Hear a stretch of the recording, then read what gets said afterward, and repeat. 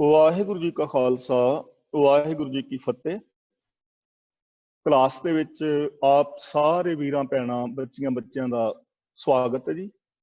ਤੇ ਅੱਜ ਤੋਂ ਲੈ ਕੇ ਅਸੀਂ ਸਾਹਿਬ ਸ੍ਰੀ ਗੁਰੂ ਨਾਨਕ ਪਾਤਸ਼ਾਹ ਜੀ ਦੀ ਉਚਾਰਨ ਕੀਤੀ ਹੋਈ ਪਾਵਨ ਬਾਣੀ ਆਸਾ ਕੀ ਵਾਰ ਦੀ ਵਿਚਾਰ ਆਰੰਭ ਕਰ ਰਹੇ ਹਾਂ।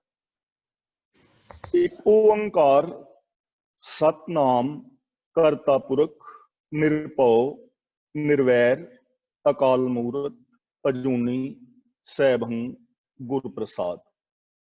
ਆਸਾ ਮਹਿਲਾ ਪਹਿਲਾ। ਵਾਰ ਸ਼ਲੋਕਾਂ ਨਾਲ ਸ਼ਲੋਕ ਵੀ ਮਹਿਲੇ ਪਹਿਲੇ ਕੇ ਲਿਖੇ ਟੁੰਡੇ ਅਸਰਾਜੀ ਕੀ ਤੁਨੇ। ਇਹ ਆਸਾ ਕੀ ਵਾਰ ਤੋਂ ਆਰੰਭ ਹੋਣ ਤੋਂ ਪਹਿਲਾਂ ਸਿਰਲੇਖ ਹੈ। ਹੁਣ ਸਭ ਤੋਂ ਪਹਿਲਾਂ ਮੈਂ ਥੋੜੀ ਜਿਹੀ ਵਿਚਾਰ ਕਰ ਲਵਾਂ ਕਿ ਜੋ ਟੁੰਡੇ ਅਸਰਾਜੀ ਕੀ ਧੁਨੀ ਹੈ ਇਹ ਕੀ ਹੈ ਔਰ ਸ਼ਲੋਕ ਵੀ ਪਹਿਲੇ ਕੇ ਲਿਖੇ। ਸ਼ਲੋਕ ਵੀ ਮਹਿਲੇ ਪਹਿਲੇ ਕੇ ਲਿਖੇ, ਇਹਦੇ ਵਿੱਚ ਵਿਚਾਰਕ ਮਤਭੇਦ ਹੈ ਥੋੜਾ ਜਿਹਾ ਵਿਦਵਾਨ ਪੁਰਸ਼ਾਂ ਦਾ, ਕਿਉਂਕਿ ਜੋ ਵਾਰਾਂ ਸਨ ਪਹਿਲਾਂ ਕੱਲੀਆਂ ਪੌੜੀਆਂ ਸਨ। ਜੋ ਪੌੜੀਆਂ ਦੇ ਨਾਲ ਸ਼ਲੋਕ ਲਿਖੇ ਨੇ ਉਹ ਸਾਹਿਬ ਸ੍ਰੀ ਗੁਰੂ ਅਰਜਨ ਦੇਵ ਜੀ ਮਹਾਰਾਜ ਨੇ ਲਿਖੇ ਹਨ। ਤੇ ਜਿਹੜੇ ਸ਼ਲੋਕ ਪੌੜੀਆਂ ਦੇ ਨਾਲ ਵਾਰਾਂ ਦੇ ਨਾਲ ਲਿਖਣ ਤੋਂ ਬਾਕੀ ਬਚ ਗਏ, ਉਹਨਾਂ ਨੂੰ ਲਾਸਟ ਦੇ ਅੰਦਰ ਸ਼ਲੋਕ ਵਾਰਾਂ ਤੇ ਵਧੀਕ ਸਿਰਲੇਖ ਹੇਠ ਸਾਹਿਬ ਸ੍ਰੀ ਗੁਰੂ ਅਰਜਨ ਪਾਤਸ਼ਾਹ ਜੀ ਨੇ ਅੰਕਿਤ ਕੀਤਾ ਹੈ। ਹੁਣ ਇੱਥੇ ਸ਼ਲੋਕ ਦਾ ਸਿਰਲੇਖ ਹੈ ਵਾਰ ਸ਼ਲੋਕਾਂ ਨਾਲ ਸ਼ਲੋਕ ਵੀ ਮਹਿਲੇ ਪਹਿਲੇ ਕੇ ਲਿਖੇ। ਇਹਦੇ ਵਿੱਚ ਵਿਦਵਾਨਾਂ ਦੀ ਦੋ ਮਤ ਨੇ। ਇੱਕ ਮਤ ਤਾਂ ਇਹ ਹੈ ਕਿ ਸਾਹਿਬ ਸ੍ਰੀ ਗੁਰੂ ਨਾਨਕ ਦੇਵ ਜੀ ਦੇ ਸਮੇਂ ਆਸਾ ਦੀ ਵਾਰ ਦਾ ਗਾਇਨ ਦਾ ਪ੍ਰਚਲਨ ਹੋ ਗਿਆ ਸੀ ਔਰ ਇਹ ਗੁਰੂ ਨਾਨਕ ਪਾਤਸ਼ਾਹ ਜੀ ਦੇ ਜੋ ਸ਼ਲੋਕ ਨੇ ਪੌੜੀਆਂ ਦੇ ਨਾਲ ਉਹ ਵੀ ਗਾਏ ਜਾਂਦੇ ਸਨ। ਇੱਕ ਮਤ ਤਾਂ ਇਹ ਹੈ। ਤੇ ਦੂਜਾ ਮਤ ਇਹ ਹੈ ਕਿ ਇਹ ਸ਼ਲੋਕ ਸਾਹਿਬ ਸ੍ਰੀ ਗੁਰੂ ਅਰਜਨ ਦੇਵ ਜੀ ਨੇ ਅੰਕਿਤ ਕੀਤੇ ਹਨ। ਇਹਦੇ ਵਾਸਤੇ ਵਿਦਵਾਨ ਪੁਰਸ਼ਾਂ ਨੂੰ ਹਾਲੇ ਬਹੁਤ ਲੰਬੀ ਚੌੜੀ ਖੋਜ ਦੀ ਜ਼ਰੂਰਤ ਹੈ। ਜੇਕਰ ਸਾਹਿਬ ਸ੍ਰੀ ਗੁਰੂ ਨਾਨਕ ਪਾਤਸ਼ਾਹ ਜੀ ਦੀ ਜੋ ਹੱਥ ਲਿਖਤ ਪੋਥੀ ਹੈ ਉਹ ਮਿਲ ਜਾਏ ਤਾਂ ਬਹੁਤ ਸਾਰੇ ਨਿਰਣੇ ਜਿਹੜੇ ਨੇ ਹੋ ਸਕਦੇ ਨੇ। ਦੂਜੀ ਗੱਲ ਹੈ ਟੁੰਡੇ ਅਸਰਾਜੇ ਕੀ ਧੁਨੀ। ਇਹ ਜੋ ਧੁਨਾਂ ਨੇ ਸਾਹਿਬ ਸ੍ਰੀ ਗੁਰੂ ਅਰਜਨ ਪਾਤਸ਼ਾਹ ਜੀ ਨੇ ਹੀ ਵਾਰਾਂ ਦੇ ਆਰੰਭ ਦੇ ਅੰਦਰ ਅੰਕਿਤ ਕੀਤੀਆਂ ਨੇ। ਅਸਰਾਜ ਦੇ ਪਿਤਾ ਦਾ ਨਾਮ ਸਾਰੰਗ ਸੀ ਤੇ ਇਹ ਸਾਰੰਗ ਇੱਕ ਬਹੁਤ ਚੰਗਾ ਬਾਦਸ਼ਾਹ ਸੀ। ਇਸ ਦੀ ਪਤਨੀ ਦਾ ਦੇਹਾਂਤ ਹੋ ਗਿਆ ਤੇ ਪਿਛਲੀ ਉਮਰੇ ਇਸ ਨੇ ਵਿਆਹ ਕਰਾ ਲਿਆ। ਅਸਰਾਜ ਉਦੋਂ ਜਵਾਨ ਸੀ ਤੇ ਜੋ ਸਾਰੰਗ ਦੀ ਘਰਵਾਲੀ ਸੀ ਉਹ ਜਵਾਨ ਬੱਚਾ ਵੇਖ ਕੇ ਤੇ ਇਸ ਤੇ ਮੋਹਿਤ ਹੋ ਗਈ। ਲੇਕਿਨ ਇਸ ਨੌਜਵਾਨ ਬੱਚੇ ਨੇ ਇਹਨੂੰ ਆਪਣੀ ਮਾਂ ਹੀ ਸਮਝਿਆ ਔਰ ਆਪਣੇ ਧਰਮ ਤੋਂ ਨਾ ਡੋਲਿਆ। ਲੇਕਿਨ ਇਸ ਦੀ ਮਤਰੇਈ ਮਾਂ ਨੇ ਬਾਦਸ਼ਾਹ ਦੇ ਕੋਲ ਇਹਦੇ ਖਿਲਾਫ ਇਹੋ ਜਿਹੀਆਂ ਸ਼ਿਕਾਇਤਾਂ ਕੀਤੀਆਂ ਕਿ ਇਹ ਮੇਰੇ ਤੇ ਮੈਲੀ ਨਜ਼ਰ ਰੱਖਦਾ ਹੈ। ਬਾਦਸ਼ਾਹ ਨੇ ਆਪਣੀ ਇਸ ਨਵੀਂ ਘਰਵਾਲੀ ਦੀ ਗੱਲ ਨੂੰ ਸੱਚ ਮੰਨ ਲਿਆ ਔਰ ਇਸ ਅਸਰਾਜ ਨੂੰ ਮੌਤ ਦੀ ਸਜ਼ਾ ਦੇ ਦਿੱਤੀ ਤੇ ਇਸ ਨੂੰ ਵਜ਼ੀਰ ਦੇ ਹੱਥ ਸੌਂਪ ਦਿੱਤਾ ਗਿਆ ਤੇ ਇਸ ਨੂੰ ਮਾਰ ਕੇ ਤੇ ਮੈਨੂੰ ਸਬੂਤ ਪੇਸ਼ ਕੀਤਾ ਜਾਏ। ਵਜ਼ੀਰ ਇਸ ਨੌਜਵਾਨ ਨੂੰ ਲੈ ਗਿਆ। ਨੌਜਵਾਨ ਬਹੁਤ ਚੰਗਾ ਸੀ ਔਰ ਵਜ਼ੀਰ ਚੰਗੀ ਤਰ੍ਹਾਂ ਜਾਣਦਾ ਸੀ। ਇਸ ਲਈ ਵਜ਼ੀਰ ਨੇ ਬਾਹਰ ਲੈ ਜਾ ਕੇ ਇਹਨੂੰ ਇੱਕ ਖੂਹ ਦੇ ਕੋਲ ਤਾਂ ਇੱਕ ਹੱਥ ਵੱਢ ਲਿਆਇਆ ਔਰ ਇਹ ਬੱਚਾ ਉਸ ਖੂਹ ਦੇ ਕੋਲ ਰਿਹਾ। ਉੱਥੋਂ ਇੱਕ ਵਣਜਾਰਿਆਂ ਦਾ ਕਾਫਲਾ ਲੰਘ ਰਿਹਾ ਸੀ। ਉਹਨਾਂ ਵਿੱਚੋਂ ਇੱਕ ਵਣਜਾਰੇ ਨੇ ਇਸ ਨੂੰ ਨਾਲ ਲੈ ਲਿਆ। ਇਸ ਦਾ ਥੋੜਾ ਇਲਾਜ ਕੀਤਾ ਗਿਆ। ਇਹ ਹੌਲੇ ਸਮਾਂ ਪਾ ਕੇ ਠੀਕ ਹੋ ਗਿਆ। ਇਹ ਵਣਜਾਰਿਆਂ ਦਾ ਜਿਹੜਾ ਟੋਲਾ ਹੈ ਕਿਸੇ ਦੂਜੇ ਬਾਦਸ਼ਾਹ ਦੇ ਰਾਜ ਵਿੱਚੋਂ ਲੰਘ ਰਿਹਾ ਸੀ ਤਾਂ ਉੱਥੇ ਇਸ ਵਣਜਾਰੇ ਨੇ ਇਸ ਅਸਰਾਜ ਨੂੰ ਇੱਕ ਧੋਬੀ ਦੇ ਕੋਲ ਥੋੜੇ ਪੈਸਿਆਂ ਤੇ ਵੇਚ ਦਿੱਤਾ ਤੇ ਇਹ ਰਾਜਕੁਮਾਰ ਜਿਹੜਾ ਸੀ ਹੁਣ ਧੋਬੀ ਦੇ ਨਾਲ ਕੰਮ ਦੇ ਅੰਦਰ ਹੱਥ ਵਟਾਉਣ ਲੱਗਾ ਔਰ ਆਪਣਾ ਗੁਜ਼ਾਰਾ ਕਰਨ ਲੱਗਾ। ਇਸ ਦੇਸ਼ ਦਾ ਬਾਦਸ਼ਾਹ ਮਰ ਗਿਆ ਤੇ ਜੋ ਦੇਸ਼ ਦੇ ਮੰਤਰੀ ਸਨ ਨਾ ਬਾਦਸ਼ਾਹ ਦੇ, ਰਾਜ ਭਾਗ ਕਿਹਨੂੰ ਦਵੀਏ ਇਹ ਫੈਸਲਾ ਨਾ ਕਰ ਸਕੇ। ਬਾਦਸ਼ਾਹ ਦੀ ਕੋਈ ਔਲਾਦ ਨਹੀਂ ਸੀ ਤੇ ਇਹਨਾਂ ਨੇ ਫੈਸਲਾ ਕੀਤਾ ਕਿ ਜੋ ਸ਼ਹਿਰ ਦਾ ਮੇਨ ਗੇਟ ਹੈ ਜਿਹੜਾ ਸਵੇਰੇ ਸਭ ਤੋਂ ਪਹਿਲਾਂ ਆਣ ਕੇ ਖੋਲੇਗਾ ਉਹਨੂੰ ਬਾਦਸ਼ਾਹੀ ਦੇ ਦਿੱਤੀ ਜਾਏਗੀ। ਉਧਰੋਂ ਕੁਦਰਤੀ ਇਸ ਧੋਬੀ ਦਾ ਬੈਲ ਰਾਤ ਨੂੰ ਖੁੱਲ ਗਿਆ ਤੇ ਇਹ ਬੈਲ ਨੂੰ ਲੱਭਦੇ ਫਿਰਦੇ ਸਨ ਤੇ ਇਹ ਸਵੇਰੇ ਸੁਵਖਤੇ ਹੀ ਬੈਲ ਨੂੰ ਵੇਖਣ ਵਾਸਤੇ ਇਸਨੇ ਸ਼ਹਿਰ ਦਾ ਦਰਵਾਜ਼ਾ ਸਭ ਤੋਂ ਪਹਿਲਾਂ ਜਾ ਖਟਖਟਾਇਆ। ਇਹਨਾਂ ਨੇ ਇਸ ਨੌਜਵਾਨ ਬੱਚੇ ਨੂੰ ਰਾਜ ਤਿਲਕ ਦੇ ਦਿੱਤਾ, ਬਾਦਸ਼ਾਹੀ ਸਿੰਘਾਸਨ ਤੇ ਬਿਠਾ ਦਿੱਤਾ। ਹੁਣ ਕਿਉਂਕਿ ਬਾਦਸ਼ਾਹ ਦਾ ਪੁੱਤਰ ਸੀ, ਰਾਜ ਭਾਗ ਸੰਭਾਲਣ ਦੇ ਸੰਸਕਾਰ ਇਹਨੂੰ ਵਿਰਸੇ ਵਿੱਚ ਮਿਲੇ ਸਨ। ਇਹਨੇ ਆਪਣੇ ਰਾਜ ਭਾਗ ਨੂੰ ਬਹੁਤ ਚੰਗਾ ਸੰਭਾਲਿਆ। ਇਹ ਧਰਮੀ ਰਾਜਾ ਬਣਿਆ, ਆਪਣੇ ਦੇਸ਼ ਦੀ ਜਨਤਾ ਵਾਸਤੇ ਨੇ ਬਹੁਤ ਚੰਗੇ ਕੰਮ ਕੀਤੇ। ਸਮਾਂ ਪਾ ਕੇ ਇਹਨਾਂ ਇਲਾਕਿਆਂ ਦੇ ਅੰਦਰ ਕਾਲ ਪੈ ਗਿਆ, ਜੋ ਨਾਲ ਦੇ ਦੇਸ਼ ਸਨ, ਨਾਲ ਦੇ ਰਾਜ ਸਨ ਜੋ। ਲੇਕਿਨ ਇਹ ਜੋ ਅਸਰਾਜ ਸੀ, ਇਹਦੇ ਦੇਸ਼ ਵਿੱਚ ਕਾਲ ਨਹੀਂ ਪਿਆ, ਤਾਂ ਗੁਆਂਢੀ ਜੋ ਬਾਦਸ਼ਾਹ ਸਨ, ਉਹਨਾਂ ਦੇ ਮੰਤਰੀ ਵਗੈਰਾ ਇਹਦੇ ਦੇਸ਼ ਦੇ ਅੰਦਰੋਂ ਅੰਨ ਆਦਿ ਖਰੀਦਣ ਵਾਸਤੇ ਆਉਣ ਲੱਗੇ।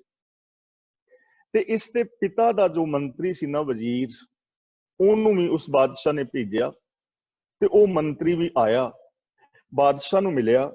ਤਾਂ ਇਸਨੇ ਉਸ ਮੰਤਰੀ ਨੂੰ ਪਛਾਣ ਲਿਆ, ਮੰਤਰੀ ਨੇ ਇਹਨੂੰ ਪਛਾਣ ਲਿਆ।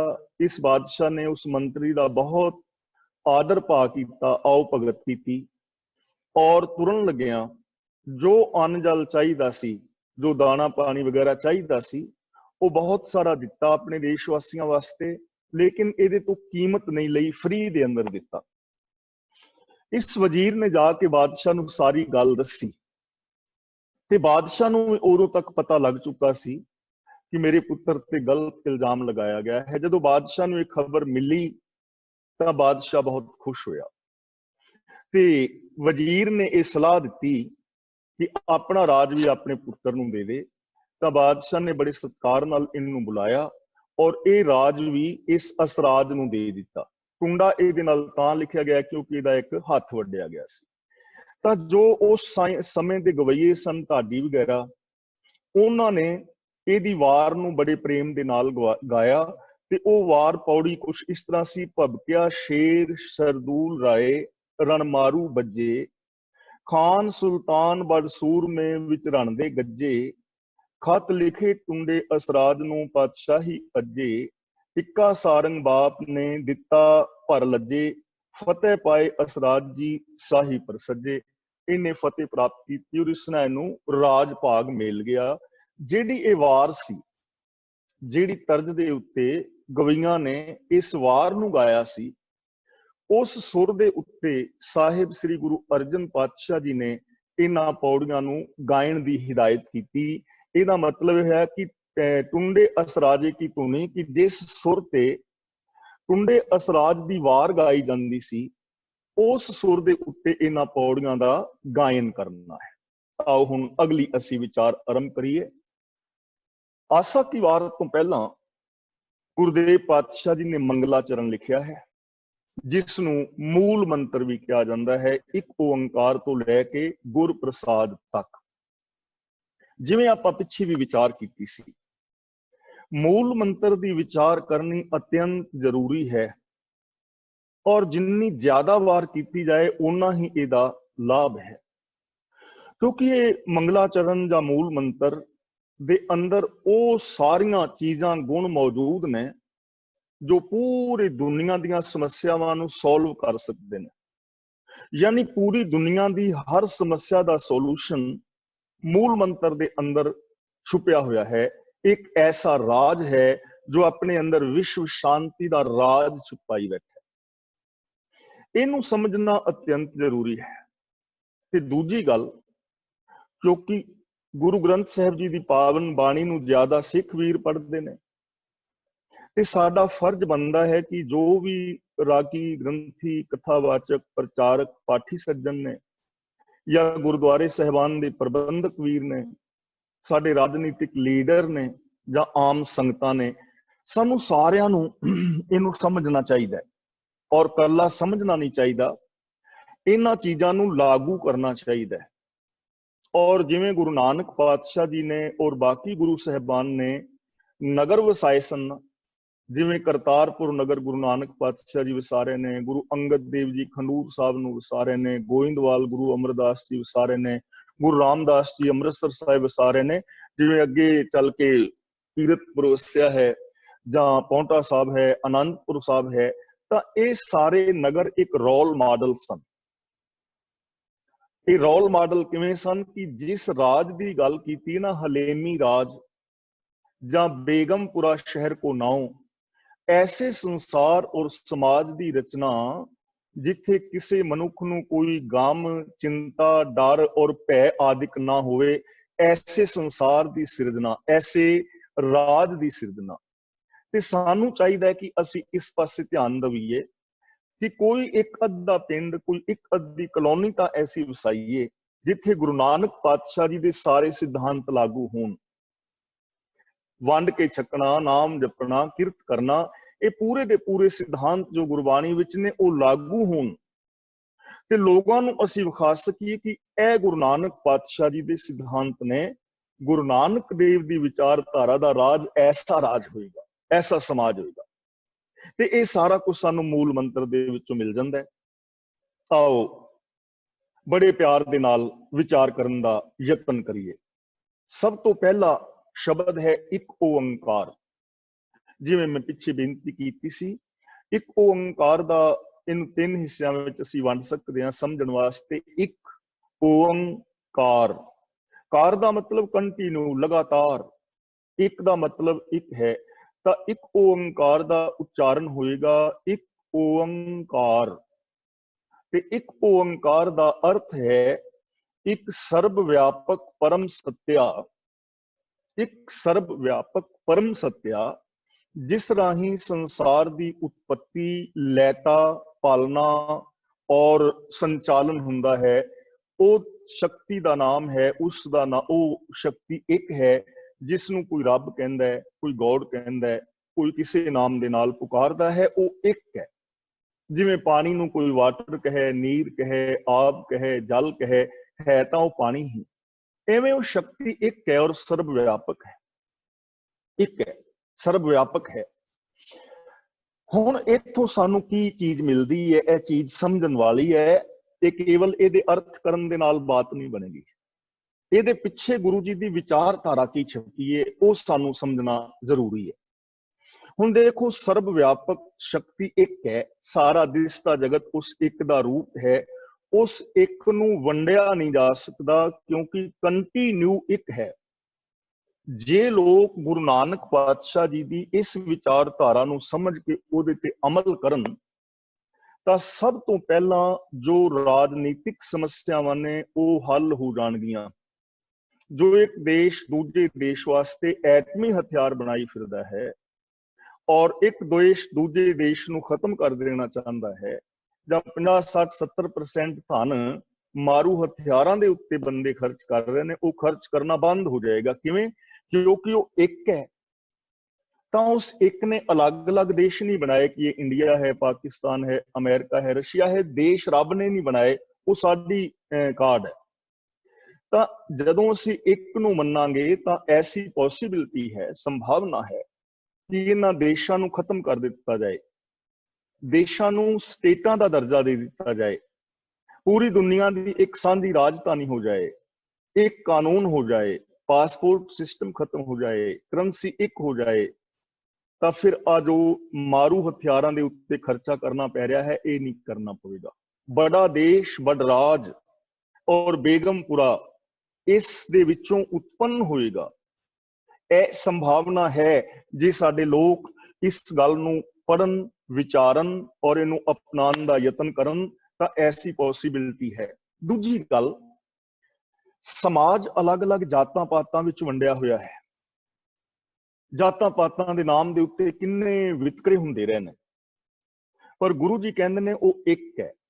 ਜਦੋਂ ਇੱਕ ਹੀ ਸਾਰਿਆਂ ਦੇ ਅੰਦਰ, ਅਵਲ ਅੱਲਾਹ ਨੂਰ ਉਪਾਇਆ ਕੁਦਰਤ ਕੇ ਸਭ ਬੰਦੇ, ਏਕ ਨੂਰ ਤੇ ਸਭ ਜਗ ਉਪਜਿਆ ਕੌਣ ਭਲੇ ਕੋ ਮੰਦੇ।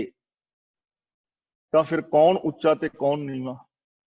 ਜੋ ਜਾਤ ਨਾ ਪੁੱਛੋ ਜੋਤ ਨੂੰ ਜਾਣੋ, ਫੱਕੜ ਜਾਤੀ ਫੱਕੜ ਨਾ ਹੋ। ਤਾਂ ਇਸ ਤਰ੍ਹਾਂ ਜਦੋਂ ਅਸੀਂ ਇੱਕ ਨੂੰ ਹਰ ਇੱਕ ਦੇ ਅੰਦਰ ਵੇਖਾਂਗੇ ਤਾਂ ਇਹ ਜਾਤੀਵਾਦ ਦੇ ਵਿਤਕਰੇ ਖਤਮ ਹੋ ਕੇ ਇੱਕ ਭਾਈਚਾਰਕ ਸਮਾਜ ਪੈਦਾ ਹੋ ਜਾਏਗਾ। ਤੀਜੀ ਗੱਲ ਹੈ ਆਰਥਿਕ ਤੌਰ ਤੇ। ਦੇਖੋ, ਆਰਥਿਕ ਤੌਰ ਤੇ ਅਮੀਰ ਔਰ ਗਰੀਬ ਦੇ ਪਾੜੇ ਪਹਿਲਾਂ ਵੀ ਰਹੇ ਨੇ, ਅੱਜ ਵੀ ਹੈ ਨੇ। ਅਸੀਂ ਦੇਖਦੇ ਹਾਂ ਗੁਰੂ ਨਾਨਕ ਪਾਤਸ਼ਾਹ ਜੀ ਦੇ ਸਮੇਂ ਇੱਕ ਪਾਸੇ ਮਲਕ ਭਾਗੋ ਹੈ ਔਰ ਇੱਕ ਪਾਸੇ ਭਾਈ ਲਾਲੋ ਵਰਗੇ ਕਿਰਤੀ ਨੇ, ਮਜ਼ਦੂਰ ਨੇ, ਜੋ ਸਾਰਾ ਮਹੀਨਾ ਕੰਮ ਕਰ ਕਰਕੇ ਆਪਣੇ ਬੱਚਿਆਂ ਵਾਸਤੇ 2 ਟਾਈਮ ਦੀ ਰੋਟੀ ਪੈਦਾ ਨਹੀਂ ਕਰ ਸਕਦੇ। ਲੇਕਿਨ ਇੱਕ ਪਾਸੇ ਅੰਬਾਰ ਨੇ ਧਨ ਦੇ। ਅੱਜ ਵੀ ਉਹ ਹਾਲ ਹੈ। ਇੰਡੀਆ ਵਿੱਚ ਦੇਖ ਲਓ ਕਿਤਨੇ ਲੋਕ ਨੇ ਜੋ ਫੁੱਟਪਾਥਾਂ ਤੇ ਬੈਠੇ ਨੇ, ਰੋਟੀ ਕੱਪੜੇ ਮਕਾਨ ਦੀ ਲੋੜ ਪੂਰੀ ਨਹੀਂ ਹੋ ਰਹੀ, ਦੂਜੇ ਪਾਸੇ 26 ਮੰਜ਼ਲੀ ਇਮਾਰਤਾਂ ਨੇ। ਤਾਂ ਇਹਦੇ ਵਾਸਤੇ ਗੁਰੂਦੇਵ ਨੇ ਦਿੱਤਾ ਹੈ ਵੰਡ ਕੇ ਛਕਣਾ। ਅਰਥ ਵਿਵਸਥਾ ਦੀ ਜੋ ਕਾਣੀ ਵੰਡ ਹੈ ਨਾ, ਪੈਸੇ ਦੀ, ਧਨ ਦੀ, ਇਹਨੂੰ ਬਰਾਬਰ ਕੀਤਾ ਜਾਏ, ਸਾਵੀਂ ਕੀਤਾ ਜਾਏ।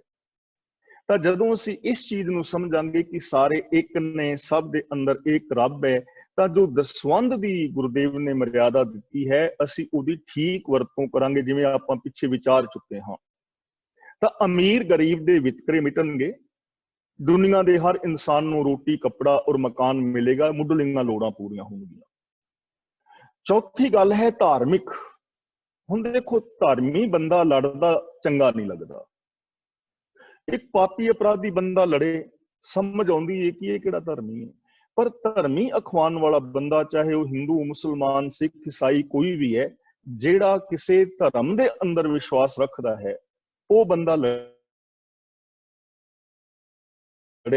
ਇੱਕ ਧਰਮ ਦੇ ਅੰਦਰ ਵਿਸ਼ਵਾਸ ਰੱਖਣ ਵਾਲਾ ਬੰਦਾ ਚੋਰੀ ਕਰੇ, ਇੱਕ ਧਰਮ ਦੇ ਅੰਦਰ ਵਿਸ਼ਵਾਸ ਰੱਖਣ ਵਾਲਾ, ਧਰਮੀ ਅਖਵਾਉਣ ਵਾਲਾ ਬੰਦਾ ਕਰੈਕਟਰਲੈਸ ਹੋਵੇ, 2 ਨੰਬਰ ਦੇ ਧੰਦੇ ਕਰੇ, ਮੰਦਿਰ ਮਸਜਿਦ ਗੁਰਦੁਆਰੇ ਵੀ ਜਾਏ ਤੇ ਠੱਗੀਆਂ ਵੀ ਮਾਰੇ, ਗੱਲ ਤੇ ਨਾ ਬਣੇ। ਇੱਕ ਧਰਮ ਦੂਜੇ ਧਰਮ ਦਾ ਵੈਰੀ ਹੋਵੇ, ਔਰ ਆਪਣੇ ਹੀ ਧਰਮ ਵਾਲੇ ਬੰਦੇ ਆਪਣੇ ਹੀ ਧਰਮ ਵਾਲਿਆਂ ਦੇ ਵੈਰੀ ਹੋਣ। ਇਸਲਾਮ ਵਿੱਚ ਵੇਖ ਲਓ, ਸ਼ੀਆ ਔਰ ਸੁन्नी ਇੱਕ ਦੂਜੇ ਦੇ ਵਿਰੋਧੀ ਨੇ। ਈਸਾਈਆਂ ਵਿੱਚ ਵੇਖ ਲਓ, ਪ੍ਰੋਟੈਸਟੈਂਟੀ ਔਰ ਕੈਥੋਲਿਕ ਦੀ ਨਹੀਂ ਬਣਦੀ। ਤੇ ਸਿੱਖਾਂ ਦੇ ਵਿੱਚ ਤੇ ਤੋਬਾ ਮੇਰੇ ਖੁਦਾ, ਮਰਿਆਦਾ ਦੇ ਨਾਮ ਤੇ ਰੋਜ਼ ਪੱਗਾਂ ਲੈ ਰਹੀਆਂ ਨੇ। ਤਾਂ ਜਦੋਂ ਅਸੀਂ ਇੱਕ ਨੂੰ ਵੇਖਾਂਗੇ ਨਾ, ਸਾਰਾ ਇੱਕ ਹੈ, ਤਾਂ ਇਹਦਾ ਮਤਲਬ ਅਲੱਗ-ਅਲੱਗ ਧਰਮ ਨਹੀਂ ਹੋ ਸਕਦੇ। ਮਜ਼ਹਬ ਜਿੰਨੇ ਮਰਜ਼ੀ ਬਣਾ ਲਓ, ਧਰਮ ਇੱਕੋ ਹੀ ਹੈ। ਏਕੋ ਧਰਮ ਦ੍ਰਿੜੈ ਸੱਚ ਕੋਈ, ਗੁਰਮਤਿ ਜੁਗ ਜੁਗ ਪੂਰਾ ਹੋਈ। ਤੇ ਉਹ ਧਰਮ ਕਿਹੜਾ ਹੋਏਗਾ? ਸੱਚ ਨੂੰ ਆਧਾਰ ਬਣਾ ਕੇ ਮਨੁੱਖੀ ਫਰਜ਼ਾਂ ਨੂੰ ਪੂਰੇ ਕਰਨ ਦਾ ਨਾਮ ਧਰਮ ਹੈ। ਤਾਂ ਇਸ ਤਰ੍ਹਾਂ ਧਾਰਮਿਕ ਵਾਦ ਵਿਵਾਦ ਵੀ ਖਤਮ ਹੋ ਜਾਣਗੇ ਔਰ ਇਹ ਸੰਸਾਰ ਇੱਕ ਬੇਗਮ ਪੂਰਾ ਬਣ ਜਾਏਗਾ। ਗਮਾਂ ਤੋਂ ਰਹਿਤ, ਚਿੰਤਾਵਾਂ ਤੋਂ ਰਹਿਤ, ਜਿੱਥੇ ਮੇਰ ਤੇਰ ਦੇ ਵਿਤਕਰੇ ਨਹੀਂ ਹੋਣਗੇ, ਜਿੱਥੇ ਦੂਜਿਆਂ ਦੇ ਉੱਤੇ ਵਾਧੂ ਜਿਹੜੇ ਨੇ ਆਮ ਬੰਦੇ ਤੇ ਟੈਕਸ ਨਹੀਂ ਲੱਗੇਗਾ, ਜਿੱਥੇ ਮਹਿੰਗਾਈ ਦੀ ਮਾਰ ਨਹੀਂ ਹੋਏਗੀ। ਇਹੋ ਜਿਹਾ ਸੰਸਾਰ ਬਣ ਸਕਦਾ ਹੈ ਜੇ ਕੇਵਲ ਇੱਕ ਓੰਕਾਰ ਨੂੰ ਸਮਝ ਕੇ ਇਹਦੇ ਤੇ ਅਮਲ ਕਰ ਲਿਆ ਜਾਏ। ਦੇਖੋ, ਸਾਰੀਆਂ ਸਮੱਸਿਆਵਾਂ ਦਾ ਹੱਲ ਕੇਵਲ ਇੱਕ ਓੰਕਾਰ ਦੇ ਅੰਦਰ ਛਿਪਿਆ ਹੋਇਆ ਹੈ, ਪਰ ਅਸੀਂ ਇਸ ਪਾਸੇ ਕਦੇ ਧਿਆਨ ਨਹੀਂ ਦਿੱਤਾ। ਅਸੀਂ ਮੂਲ ਮੰਤਰ ਦਾ ਪਾਠ ਰੋਜ਼ ਕਰਦੇ ਹਾਂ, ਕੋਈ 10 ਵਾਰੀ, 20 ਵਾਰੀ, 25 ਵਾਰੀ, ਕੋਈ 1 ਵਾਰੀ, ਜਿੰਨੇ ਵਾਰੀ ਵੀ ਕੋਈ ਕਰਦਾ ਹੈ। ਮੂਲ ਮੰਤਰ ਇੰਨਾ ਪੜ ਰਹੇ ਹਾਂ, ਪਰ ਸਾਨੂੰ ਇੱਕ ਦੂਜੇ ਦੇ ਅੰਦਰ ਰੱਬ ਨਜ਼ਰੀ ਨਹੀਂ ਪੈ ਰਿਹਾ। ਸਾਡੇ ਰਾਜਨੀਤਿਕ ਲੀਡਰ ਲੜ ਰਹੇ ਨੇ, ਗੁਰਦੁਆਰਿਆਂ ਦੇ ਪ੍ਰਬੰਧਕ ਲੜ ਰਹੇ ਨੇ, ਪ੍ਰਚਾਰਕ ਲੜ ਰਹੇ ਨੇ, ਹੋਰ ਜੋ ਆਮ ਸੰਸਥਾਵਾਂ ਬਾਬੇ ਲੜ ਰਹੇ ਨੇ ਤੇ ਜਾਪ ਕਰ ਰਹੇ ਨੇ ਇੱਕ ਓੰਕਾਰ ਦਾ। ਇਹਦਾ ਮਤਲਬ ਵਿਖਾਵਾ ਹੋ ਗਿਆ ਨਾ। ਤਾਂ ਜ਼ਰੂਰਤ ਹੈ ਕਿ ਜੋ ਮੈਂ ਕਹਿ ਰਿਹਾ, ਜੋ ਮੈਂ ਪੜ ਰਿਹਾ, ਮੈਂ ਉਹਦੇ ਉੱਤੇ ਅਮਲ ਕਰਾਂ। ਸੁਣਿਆ ਮੰਨਿਆ ਮਨ ਕੀਤਾ ਭਾਓ, ਅੰਤਰਗਤ ਤੀਰਥ ਮਲਨਾਓ। ਅਗਲਾ ਸ਼ਬਦ ਹੈ ਸਤਨਾਮ। ਸਤਨਾਮ ਦਾ ਮਤਲਬ ਰੱਬ ਦਾ ਨਾਮ ਸਤ ਹੈ, ਉਹ ਹੋਂਦ ਵਾਲਾ ਹੈ। ਉਹਦਾ ਨਾਮ ਕੀ ਹੈ? ਸਤਨਾਮ, ਯਾਨੀ ਰੱਬ ਦਾ ਨਾਮ ਹੈ ਸੱਚਾਈ। ਰੱਬ ਇੱਕ ਸੱਚਾਈ ਹੈ। ਹੁਣ ਅਸੀਂ ਰੱਬ ਦਾ ਨਾਮ ਜਪਣਾ ਹੈ ਜਾਂ ਉਹਦੀ ਸਿਫਤ ਸਲਾਹ ਕਰਨੀ ਹੈ, ਰੱਬ ਦੇ ਵਿੱਚ ਮਿਲਣਾ ਹੈ। ਤੇ ਜਦੋਂ ਅਸੀਂ ਰੱਬ ਦੇ ਵਿੱਚ ਮਿਲਾਂਗੇ, ਜੋ ਸੱਚ ਦੇ ਵਿੱਚ ਮਿਲੇਗਾ ਉਹ ਕੀ ਬਣ ਜਾਏਗਾ? ਸੱਚਾ ਬਣ ਜਾਏਗਾ ਨਾ। ਤਾਂ ਇਹਦਾ ਮਤਲਬ ਰੱਬ ਦਾ ਨਾਮ ਸਤਨਾਮ ਹੈ, ਤਾਂ ਅਸੀਂ ਵੀ ਸੱਚ ਬੋਲਣਾ ਹੈ। ਸਾਡੇ ਜੀਵਨ ਦੇ ਅੰਦਰ ਸੱਚ ਹੋਣਾ ਚਾਹੀਦਾ ਹੈ। ਮਨ, ਬਚਨ ਔਰ ਕਰਮ ਕਰਕੇ ਸੱਚ ਹੋਣਾ ਚਾਹੀਦਾ ਹੈ। ਮਨ, ਬਚਨ, ਕਰਮ ਕਰਕੇ ਸੱਚ ਦੇ ਅਸੀਂ ਧਾਰ ਨਹੀਂ ਹੋਣਾ ਹੈ। ਵੀਰ ਜੀ, ਸਕਰੀਨ ਉਸੇ ਤਰ੍ਹਾਂ ਹੀ ਰਹਿਣ ਦਿਓ ਜਿਵੇਂ ਪਹਿਲਾਂ ਸੀ, ਬਿਨਾਂ ਇਹਦੇ ਤੋਂ। ਜਿਸ ਤਰ੍ਹਾਂ ਅਸੀਂ ਇੱਕ ਦੂਜੇ ਨੂੰ ਦੇਖਦੇ ਹਾਂ, ਸਕਰੀਨ ਉਸ ਤਰ੍ਹਾਂ ਹੀ ਰਹਿਣ ਦਿਓ, ਜ਼ਿਆਦਾ ਬਿਹਤਰ। ਠੀਕ ਹੈ ਜੀ। ਤਾਂ ਅਸੀਂ ਸੱਚ ਬੋਲਣਾ, ਸੱਚ ਸੁਣਨਾ, ਸੱਚ ਵੇਖਣਾ, ਸੱਚ ਕਮਾਣਾ ਹੈ ਔਰ ਅਸੀਂ ਸਚਿਆਰ ਹੋਣਾ ਹੈ। ਜਦੋਂ ਇਨਸਾਨ ਸੱਚ ਦੇ ਨਾਲ ਜੁੜਨਗੇ ਨਾ, ਸੱਚ ਨਾਲ ਜੁੜਨਗੇ, ਤਾਂ ਪੂਰੀ ਦੁਨੀਆ ਦੀ ਹਰ ਸਮੱਸਿਆ ਦਾ ਸੋਲੂਸ਼ਨ ਹੋ ਜਾਏਗਾ। ਦੇਖੋ, ਚੋਰੀ ਕਰਨ ਵਾਸਤੇ ਸੱਚ ਨੂੰ ਛੱਡਣਾ ਪੈਂਦਾ ਹੈ, ਕਰੈਕਟਰਲੈਸ ਹੋਣ ਲਈ ਸੱਚ ਨੂੰ ਛੱਡਣਾ ਪਵੇਗਾ, ਡੁਪਲੀਕੇਟ ਦਵਾਈਆਂ ਵੇਚਣ ਲਈ ਸੱਚ ਨੂੰ ਛੱਡਣਾ ਪਵੇਗਾ। ਜਿਹੜਾ ਸੱਚ ਨੂੰ ਅਪਣਾ ਲਵੇਗਾ ਕੋਈ ਐਸਾ ਕੰਮ ਨਹੀਂ ਕਰ ਪਾਏਗਾ। ਇਸ ਲਈ ਸਤਨਾਮ ਤੋਂ ਸਾਨੂੰ ਸਿੱਖਿਆ ਮਿਲਦੀ ਹੈ ਕਿ ਅਸੀਂ ਮਨ, ਬਚਨ ਔਰ ਕਰਮ ਕਰਕੇ ਸੱਚ ਦੇ ਨਾਲ ਜੁੜਨਾ ਹੈ। ਅਗਲਾ ਸ਼ਬਦ ਹੈ ਕਰਤਾ ਪੁਰਖ। ਇਹ ਰੱਬ ਦਾ ਗੁਣ ਹੈ ਇੱਕ, ਕਰਤਾ ਪੁਰਖ। ਕਰਤਾ ਦਾ ਮਤਲਬ ਕ੍ਰੀਏਟਰ, ਜੋ ਰਚ ਰਿਹਾ ਹੈ, ਤੇ ਪੁਰਖ ਦਾ ਮਤਲਬ ਹੁੰਦਾ ਹੈ ਜੋ ਸਮਾਇਆ ਹੋਇਆ ਹੈ, ਆਪਣੀ ਰਚਨਾ ਦੇ ਵਿੱਚ ਸਮਾਇਆ ਹੋਇਆ ਹੈ, ਰਚਨਾ ਤੋਂ ਬਾਹਰ ਨਹੀਂ ਹੈ। ਰਚਨਾ ਤੋਂ ਬਾਹਰ ਨਹੀਂ, ਜਿਵੇਂ ਕੋਈ ਮਿਸਤਰੀ ਵੀਰ ਮਕਾਨ ਬਣਾਉਂਦਾ ਨਾ, ਤਾਂ ਉਹ ਮਕਾਨ ਬਣਾਉਣ ਤੋਂ ਬਾਅਦ ਮਕਾਨ ਤੋਂ ਬਾਹਰ ਹੋ ਜਾਂਦਾ ਹੈ, ਮਕਾਨ ਵੱਖਰਾ ਹੋ ਜਾਂਦਾ ਹੈ, ਮਿਸਤਰੀ ਵੱਖਰਾ ਹੋ ਜਾਂਦਾ ਹੈ। ਕਾਰ ਬਣਾਉਣ ਵਾਲੇ ਨੇ ਕਾਰ ਬਣਾਈ, ਕਾਰ ਵੱਖਰੀ ਹੋ ਗਈ, ਕਾਰ ਬਣਾਉਣ ਵਾਲਾ ਇੰਜੀਨੀਅਰ ਵੱਖਰਾ ਹੋ ਗਿਆ। ਲੇਕਿਨ ਰੱਬ ਐਸਾ ਨਹੀਂ ਹੈ। ਉਹ ਆਪਣੀ ਪੁਰਖ ਦਾ ਮਤਲਬ ਆਪਣੀ ਇਸ ਕਿਰਤ ਦੇ ਅੰਦਰ, ਰਚਨਾ ਦੇ ਅੰਦਰ ਸਮਾਇਆ ਹੋਇਆ ਹੈ। ਰਚਨਾ ਔਰ ਰਚਨਹਾਰ ਦੋ ਨਹੀਂ, ਇੱਕ ਹੀ ਹੋ ਗਏ ਨੇ। ਕਰਤਾ ਪੁਰਖ ਇਹ ਰੱਬ ਦਾ ਗੁਣ ਹੈ ਕਿ ਉਹ ਕ੍ਰੀਏਟਰ ਹੈ, ਉਹ ਕੁਛ ਕਰ ਰਿਹਾ ਹੈ। ਇਹਦੇ ਤੋਂ ਹੁਣ ਸਾਨੂੰ ਕੀ ਸਿੱਖਿਆ ਮਿਲਦੀ ਹੈ ਕਿ ਜਦੋਂ ਰੱਬ ਆਪ ਕੰਮ ਕਰ ਰਿਹਾ ਹੈ, ਉਹਦਾ ਗੁਣ ਹੈ ਕੰਮ ਕਰਨਾ, ਤਾਂ ਫਿਰ ਸਾਨੂੰ ਵੀ ਕੰਮ ਕਰਨਾ ਚਾਹੀਦਾ ਹੈ। ਇੱਥੋਂ ਕਿਰਤ ਕਰਨ ਦਾ ਸਿਧਾਂਤ ਨਿਕਲਦਾ ਹੈ। ਹਰ ਇਸਤਰੀ ਪੁਰਸ਼ ਬੱਚੀ ਬੱਚੇ ਵਾਸਤੇ ਕਿਰਤ ਕਰਨੀ ਹੈ। ਤੇ ਦੇਖੋ, ਕਿਰਤ ਚੋਰ ਦੀ ਵੀ ਹੁੰਦੀ ਹੈ, ਕਿਰਤ ਸ਼ਰਾਬ ਦੇ ਠੇਕੇ ਵਾਲਿਆਂ ਦੀ ਵੀ ਹੈ, ਕਿਰਤ 2 ਨੰਬਰ ਦੇ ਧੰਦੇ ਕਰਨ ਵਾਲਿਆਂ ਦੀ ਵੀ ਹੈ, ਪਰ ਉਹ ਸੁਕਿਰਤ ਨਹੀਂ ਹੈ। ਅਸੀਂ ਧਰਮ ਦੀ ਕਿਰਤ ਕਰਨੀ ਹੈ।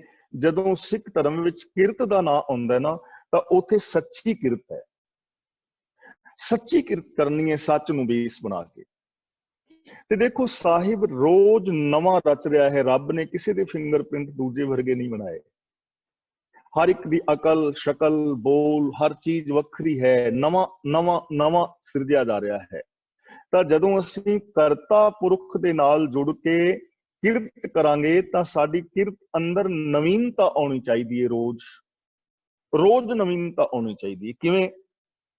ਜਿਵੇਂ ਜੇ ਛੋਟੀਆਂ ਛੋਟੀਆਂ ਗੱਲਾਂ ਕਰਕੇ ਸਮਝੀਏ ਨਾ, ਤਾਂ ਅੱਜ ਤੁਸੀਂ ਸਬਜ਼ੀ ਬਣਾਈ, ਬੜੀ ਸੋਹਣੀ ਬਣਾਈ, ਬੜੀ ਸਵਾਦ ਸੀ ਸਬਜ਼ੀ, ਪਰ ਤੁਸੀਂ ਰੈਸਟੋਰੈਂਟ ਤੇ ਰੋਟੀ ਖਾਣ ਕਿਉਂ ਜਾਂਦੇ ਹੋ? ਕਿਉਂਕਿ ਤੁਹਾਨੂੰ ਲੱਗਦਾ ਹੈ ਕਿ ਰੈਸਟੋਰੈਂਟ ਤੇ ਤੁਹਾਡੇ ਨਾਲੋਂ ਜ਼ਿਆਦਾ ਸਵਾਦ ਸਬਜ਼ੀ ਬਣਦੀ।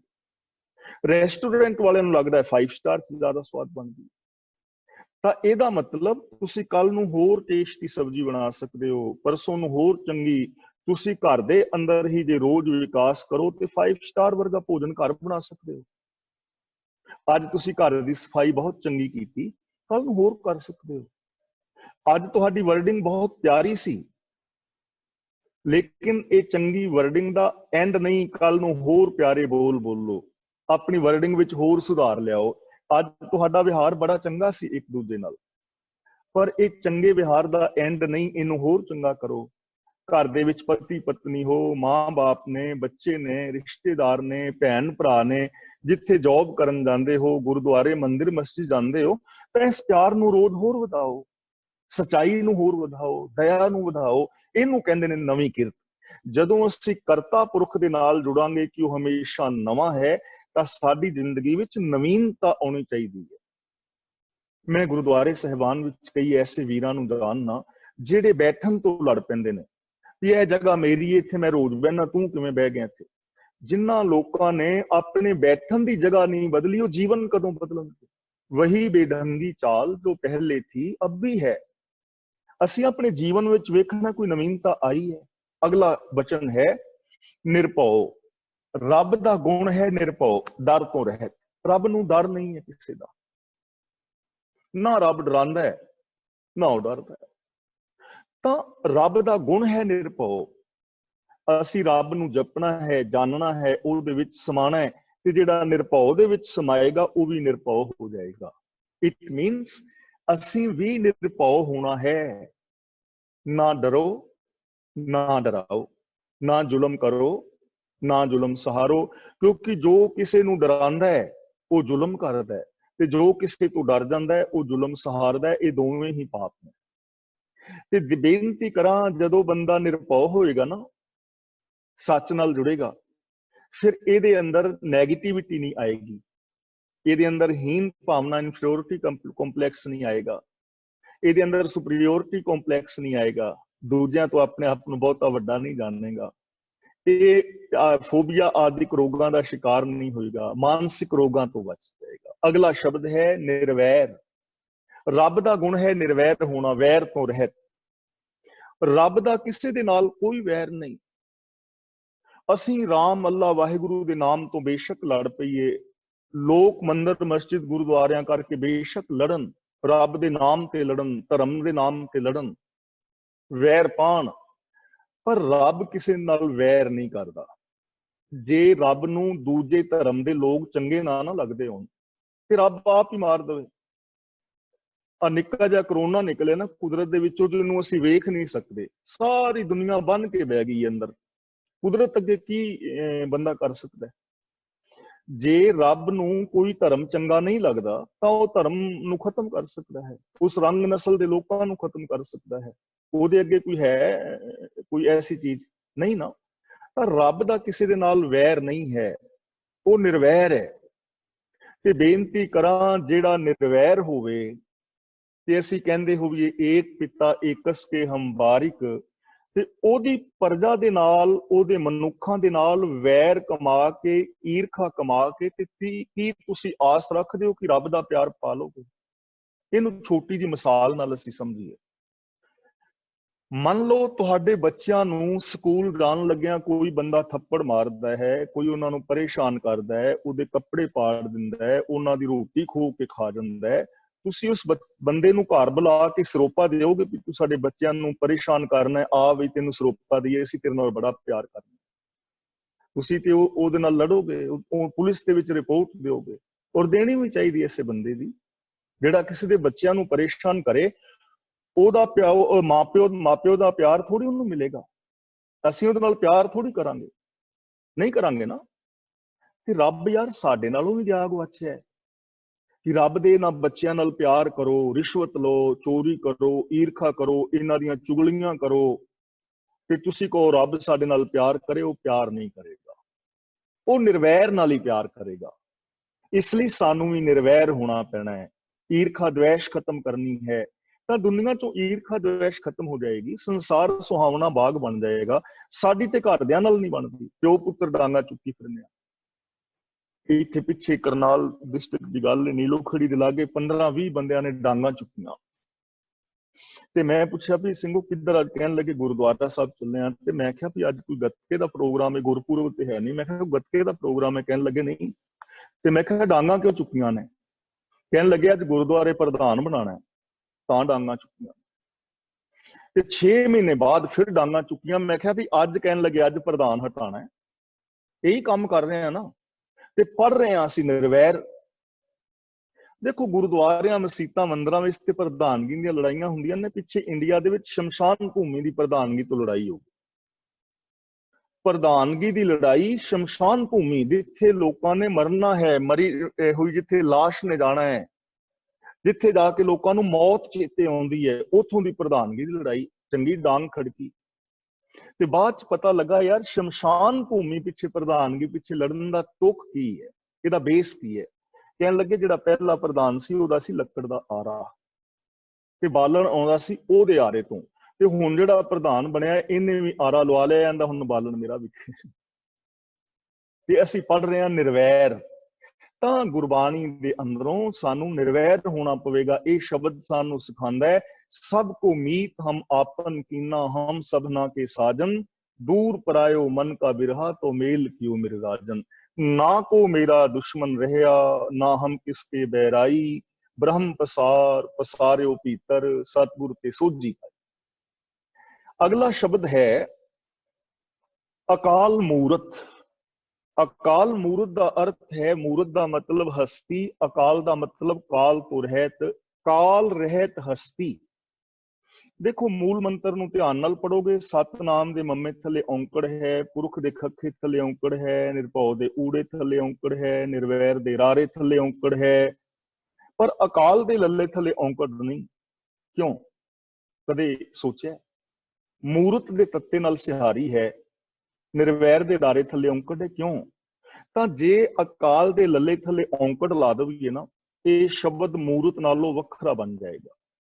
ਕਿਉਂਕਿ ਜਿਸ ਨਾਉਨ ਦੇ ਆਖਿਰ ਵਿੱਚ ਔਂਕੜ ਲੱਗਾ ਹੋਵੇ, ਗੁਰਬਾਣੀ ਦੀ ਗ੍ਰਾਮਰ ਮੁਤਾਬਕ ਉਹ ਸ਼ਬਦ ਜਿਹੜਾ ਹੈ ਉਹ ਮੇਲ ਜੈਂਡਰ ਹੁੰਦਾ ਹੈ, ਤੇ ਫੀਮੇਲ ਜੈਂਡਰ ਦੇ ਅਖੀਰਲੇ ਅੱਖਰ ਨਾਲ ਆਮ ਕਰਕੇ ਸਿਹਾਰੀ ਹੁੰਦੀ ਹੈ। ਇਸ ਲਈ ਮੂਰਤ ਇੱਥੇ ਫੀਮੇਲ ਜੈਂਡਰ ਹੈ ਤੇ ਅਕਾਲ ਇੱਥੇ ਫੀਮੇਲ ਜੈਂਡਰ ਹੈ। ਜੇ ਅਕਾਲ ਦੇ ਲੱਲੇ ਥੱਲੇ ਔਂਕੜ ਆ ਜਾਂਦਾ, ਇਹਨੇ ਮੇਲ ਜੈਂਡਰ ਬਣ ਜਾਣਾ ਸੀ। ਫਿਰ ਇੱਕ ਦੁਬਿਧਾ ਪੈਦਾ ਹੋਣੀ ਸੀ। ਜੇ ਮੇਲ ਜੈਂਡਰ ਹੁੰਦਾ ਤਾਂ ਦੁਬਿਧਾ ਪੈਦਾ ਹੋਣੀ ਸੀ ਕਿ ਅਕਾਲ ਜਿਹਦੇ ਉੱਤੇ ਕਾਲ ਦਾ ਕੋਈ ਅਸਰ ਹੀ ਨਹੀਂ, ਉਹ ਚੀਜ਼ ਹੈ ਹੀ ਨਹੀਂ, ਨਾਸਤਿਕਤਾ ਪੈਦਾ ਹੋ ਸਕਦੀ ਹੈ। ਤੇ ਮੂਰਤ ਜਿਹਦੀ ਹਸਤੀ ਹੈ ਉਹਦੀ ਤਸਵੀਰ ਬਣਾਈ ਜਾ ਸਕਦੀ ਹੈ, ਫਿਰ ਮੂਰਤੀ ਪੂਜਾ ਸ਼ੁਰੂ ਹੋ ਸਕਦੀ ਹੈ। ਪਰ ਗੁਰੂ ਜੀ ਨੇ ਅਕਾਲ ਦੇ ਲੱਲੇ ਦਾ ਔਂਕੜ ਹਟਾਇਆ ਹੈ, ਇਹਨੂੰ ਫੀਮੇਲ ਜੈਂਡਰ ਬਣਾਇਆ। ਗੁਰਬਾਣੀ ਵਿਆਕਰਨ ਮੁਤਾਬਕ ਜਦੋਂ ਕਿਸੇ ਨਾਉਨ ਨੂੰ ਮੇਲ ਤੋਂ ਫੀਮੇਲ ਜੈਂਡਰ ਬਣਾਉਣਾ ਹੁੰਦਾ ਹੈ ਤਾਂ ਉਹਦੇ ਅਖੀਰਲੇ ਅੱਖਰ ਦਾ ਔਂਕੜ ਉਤਾਰ ਦਿੱਤਾ ਜਾਂਦਾ ਹੈ। ਇੱਥੇ ਅਕਾਲ ਮੇਲ ਜੈਂਡਰ ਨਹੀਂ, ਫੀਮੇਲ ਜੈਂਡਰ ਹੈ। ਮੂਰਤ ਦਾ ਵਿਸ਼ੇਸ਼ਣ ਹੈ, ਜੈਸਾ ਨਾਉਨ ਹੋਏਗਾ ਵੈਸਾ ਹੀ ਉਹਦਾ ਵਿਸ਼ੇਸ਼ਣ ਹੋਏਗਾ। ਅਕਾਲ ਮੂਰਤ ਇਕੱਠਾ ਸ਼ਬਦ। ਅਕਾਲ ਮੂਰਤ ਦਾ ਮਤਲਬ ਕਾਲ ਰਹਿਤ ਹਸਤੀ। ਰੱਬ ਹਸਤੀ ਵੀ ਹੈ, ਕਾਲ ਤੋਂ ਰਹਿਤ ਵੀ ਹੈ, ਤੇ ਉਹਦੀ ਮੂਰਤੀ ਵੀ ਨਹੀਂ ਬਣਾਈ ਜਾ ਸਕਦੀ ਕਿਉਂਕਿ ਉਹ ਨਿਰਾਕਾਰ ਹੈ। ਹੁਣ ਕਾਲ ਰਹਿਤ ਹਸਤੀ, ਰੱਬ ਨੂੰ ਮੌਤ ਨਹੀਂ ਆਉਂਦੀ, ਰੱਬ ਨੂੰ ਮੌਤ ਨਹੀਂ ਆਉਂਦੀ। ਹੁਣ ਇਹਦੇ ਤੋਂ ਸਾਨੂੰ ਕੀ ਸਿੱਖਿਆ ਮਿਲਦੀ ਹੈ ਕਿ ਅਸੀਂ ਵੀ ਰੱਬ ਦੇ ਅੰਦਰ ਜਦੋਂ ਸਮਾਵਾਂਗੇ ਤੇ ਸਾਨੂੰ ਵੀ ਮੌਤ ਨਹੀਂ ਆਏਗੀ। ਅਸੀਂ ਵੀ ਮੌਤ ਤੋਂ ਰਹਿਤ ਹੋਣਾ ਹੈ, ਅਸੀਂ ਮਰਨਾ ਨਹੀਂ। ਇੱਥੇ ਸਰੀਰਕ ਮੌਤ ਦੀ ਗੱਲ ਨਹੀਂ ਹੈ, ਜਿਵੇਂ ਮੈਂ ਪਿੱਛੇ ਕਲਾਸ ਵਿੱਚ ਬੇਨਤੀ ਕੀਤੀ ਸੀ। ਇੱਥੇ ਜ਼ਮੀਰ ਦੀ ਮੌਤ ਦੀ ਗੱਲ ਹੈ ਕਿ ਜਿਹੜਾ ਅਕਾਲ ਮੂਰਤ ਦੇ ਨਾਲ ਜੁੜੇਗਾ ਉਹਦੀ ਜ਼ਮੀਰ ਨਹੀਂ ਮਰੇਗੀ, ਉਹ ਵੀ ਕਦੇ ਨਹੀਂ ਮਰੇਗਾ। ਜਦੋਂ ਅਸੀਂ ਬੇਗਾਨੀ ਧੀ ਭੈਣ ਨੂੰ ਮਾੜੀ ਨਜ਼ਰ ਨਾਲ ਤੱਕਦੇ ਹਾਂ ਨਾ, ਤਾਂ ਉਦੋਂ ਸਾਡੀ ਅੰਦਰੋਂ ਮੌਤ ਹੋ ਜਾਂਦੀ ਹੈ, ਇਨਸਾਨੀਅਤ ਮਰ ਜਾਂਦੀ ਹੈ। ਜਿਹੜਾ ਬੰਦਾ ਅਕਾਲ ਮੂਰਤ ਦੇ ਨਾਲ ਜੁੜੇਗਾ ਉਹਦੀ ਜ਼ਮੀਰ ਨਹੀਂ ਮਰੇਗੀ, ਉਹ ਗੈਰ ਇਨਸਾਨੀਅਤ ਵਾਲਾ ਕੋਈ ਕਰਮ ਨਹੀਂ ਕਰੇਗਾ।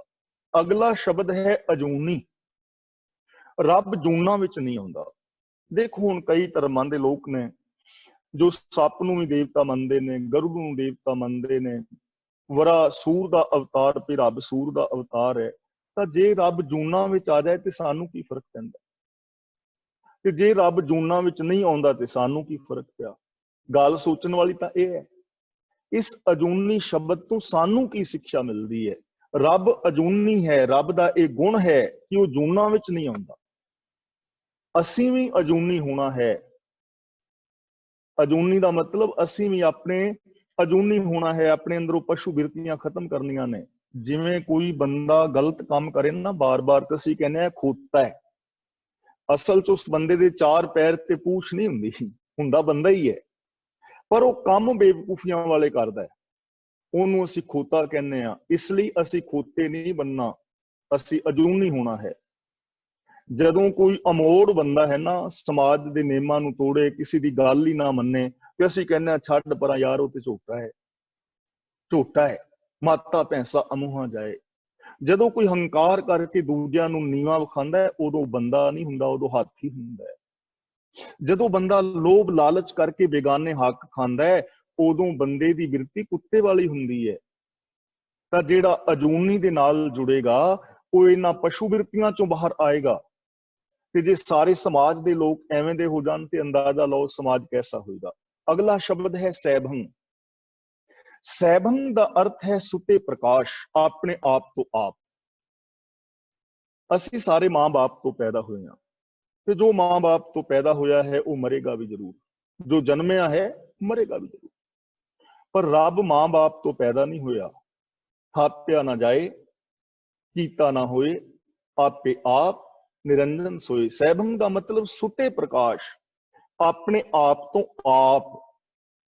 ਉਹਨੂੰ ਕਿਸੇ ਸਹਾਰੇ ਦੀ ਲੋੜ ਨਹੀਂ, ਉਹਨੂੰ ਕੋਈ ਪੈਦਾ ਕਰਨ ਵਾਲਾ ਪਾਲਣ ਵਾਲਾ ਨਹੀਂ, ਸੁੱਤੇ ਪ੍ਰਕਾਸ਼ ਹੈ। ਹੁਣ ਇਸ ਸੈਭੰ ਸ਼ਬਦ ਤੋਂ ਸਾਨੂੰ ਕੀ ਸਿੱਖਿਆ ਮਿਲਦੀ ਹੈ? ਅਸੀਂ ਵੀ ਸੈਭੰ ਦੇ ਵਿੱਚ ਮਿਲ ਕੇ ਸੈਭੰ ਵਰਗਾ ਹੋਣਾ ਹੈ। ਜਿਹੜਾ ਸੈਭੰ ਨੂੰ ਸਮਝੇਗਾ ਉਹ ਬੰਦਾ ਆਪਣੇ ਪੈਰਾਂ ਤੇ ਆਪ ਖੜਾ ਹੋਏਗਾ।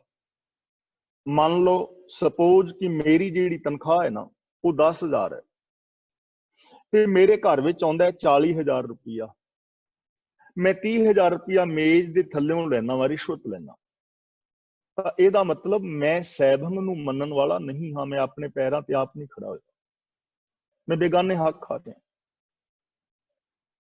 इन्हां देशां विच असीं देखदे हां किन्ने सारे लोग ऐसे ने जिहड़े अपाहज ने या जिन्हां दे कोल कोई रोजगार नहीं, ਤਾਂ ਗੌਰਮੈਂਟ ਦਾ ਕਾਨੂੰਨ ਬਣਿਆ ਹੋਇਆ ਹੈ ਕਿ ਉਹ ਜਿਹੜੇ ਅਪਾਹਜ ਨੇ ਉਹ ਸਰਕਾਰ ਤੋਂ ਪੈਸਾ ਲੈ ਸਕਦੇ ਨੇ, ਕਾਨੂੰਨ ਹੈ, ਉਹਨਾਂ ਦਾ ਹੱਕ ਹੈ, ਉਹਨਾਂ ਨੂੰ ਲੈਣਾ ਚਾਹੀਦਾ ਹੈ। ਲੇਕਿਨ ਬਹੁਤ ਸਾਰੇ ਲੋਕ, ਤੁਹਾਨੂੰ ਵੀ ਪਤਾ ਹੋਣਾ ਹੈ, ਮੈਂ ਕਈਆਂ ਨੂੰ ਵੀਰਾਂ ਨੂੰ ਜਾਣਨਾ, ਜਿਹੜੇ ਲੋਕ ਉਹਨਾਂ ਨੂੰ ਪ੍ਰੋਬਲਮ ਕੋਈ ਨਹੀਂ, ਪਰ ਲਿਖਾਇਆ ਹੋਇਆ ਹੈ ਕਿ ਮੇਰੇ ਕੋਲ ਕੋਈ ਕੰਮ ਨਹੀਂ ਜਾਂ ਮੇਰਾ ਤੇ ਲੱਕ ਹੀ ਨਹੀਂ ਕੰਮ ਕਰਦਾ, ਲੱਕ ਹੈ ਚੰਗਾ ਭਲਾ, ਲਿਖਾ ਦਿੱਤਾ ਕਿਸੇ ਵੀ ਢੰਗ ਨਾਲ ਕਿ ਮੇਰਾ ਲੱਕ ਨਹੀਂ ਕੰਮ ਕਰਦਾ, ਮੈਂ ਕੰਮ ਨਹੀਂ ਕਰ ਸਕਦਾ, ਤੇ ਉਹ ਸਰਕਾਰ ਤੋਂ ਪੈਸੇ ਵੀ ਲੈ ਰਹੇ ਨੇ ਤੇ ਚੋਰੀ ਕੰਮ ਵੀ ਕਰ ਰਹੇ ਨੇ। ਜੇ ਤੇ ਨਹੀਂ ਕਰ ਸਕਦਾ, ਲੱਕ ਕੰਮ ਨਹੀਂ ਕਰਦਾ, ਪੈਸੇ ਲੈਣ ਨੋ ਪ੍ਰੋਬਲਮ, ਪਰ ਲੱਕ ਕੰਮ ਕਰਦਾ ਹੈ, ਲਿਖਵਾਇਆ ਹੈ ਕਿ ਨਹੀਂ ਕਰਦਾ, ਪੈਸੇ ਵੀ ਲੈ ਰਹੇ ਨੇ ਤੇ ਨਾਲ ਚੋਰੀ ਕੰਮ ਵੀ ਕਰ ਰਹੇ ਨੇ।